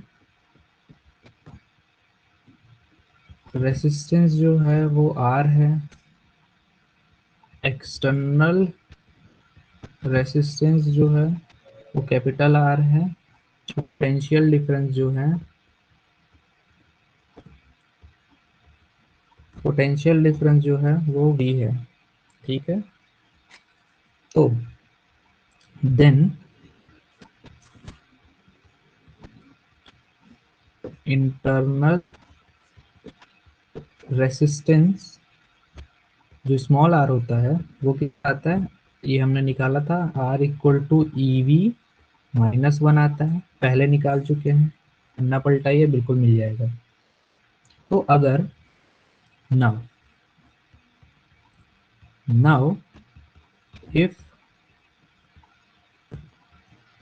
balancing length for sale EB L1, ठीक है, देन अगर बैलेंसिंग लेंथ सेल ई के लिए हमारा जो है वो L1 आ रहा है, तो हमको पता है E is equal to rho L1।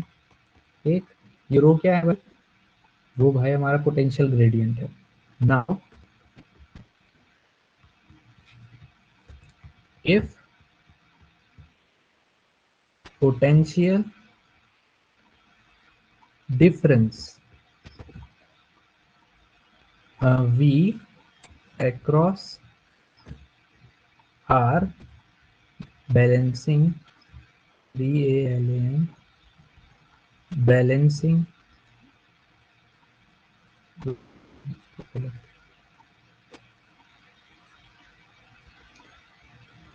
balanced at L2, then V is equal to rho L2। ये हो जाएगा। मान लो पोटेंशियल डिफरेंस V है, वो R का जो रेजिस्टेंस बॉक्स लगाने पे हमारा जो पोटेंशियल वो है वो L2 का बैलेंस हुआ था, ऊपर डायग्राम में किया था। Putting E and B in equation 1, है ना। E और V को, एक सेकेंड, आपका जो ये इक्वेशन 1 है तो ये इक्वेशन 2 होगा, ये वाला, तो ये इक्वेशन 3 होगा। इक्वेशन खा जाएगा, इक्वेशन 1 में पुट कर दीजिए जो ये आया है।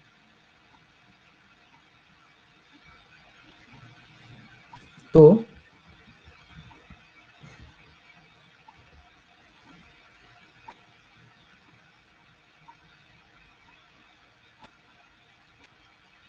स्मॉल आर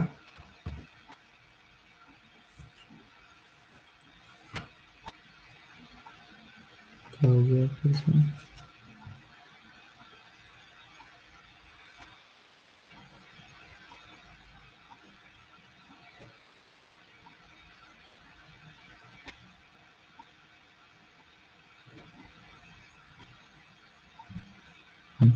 ठीक है, इक्वेशन 1 में पुट किया तो ये आ गया R rho L1 upon rho L2 minus 1।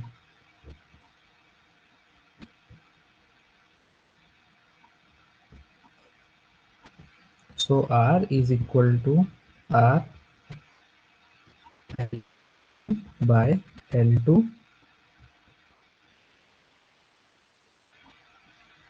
Minus 1। ये रो से रो कट गया ना।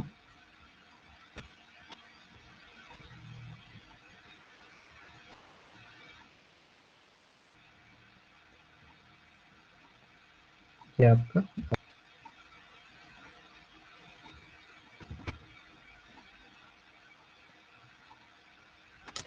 ये इंटरनल रेजिस्टेंस आ गया। और दो ही चीज बची है, इलेक्ट्रिकल एनर्जी, पावर। तो इसको मैं करके नया चैप्टर चालू करूंगा। इस समय बहुत ज़्यादा लैग हो रहा है, इसी कारणवश मैं आपको नहीं बता सकता। ठीक है, ओके, धन्यवाद, थैंक यू।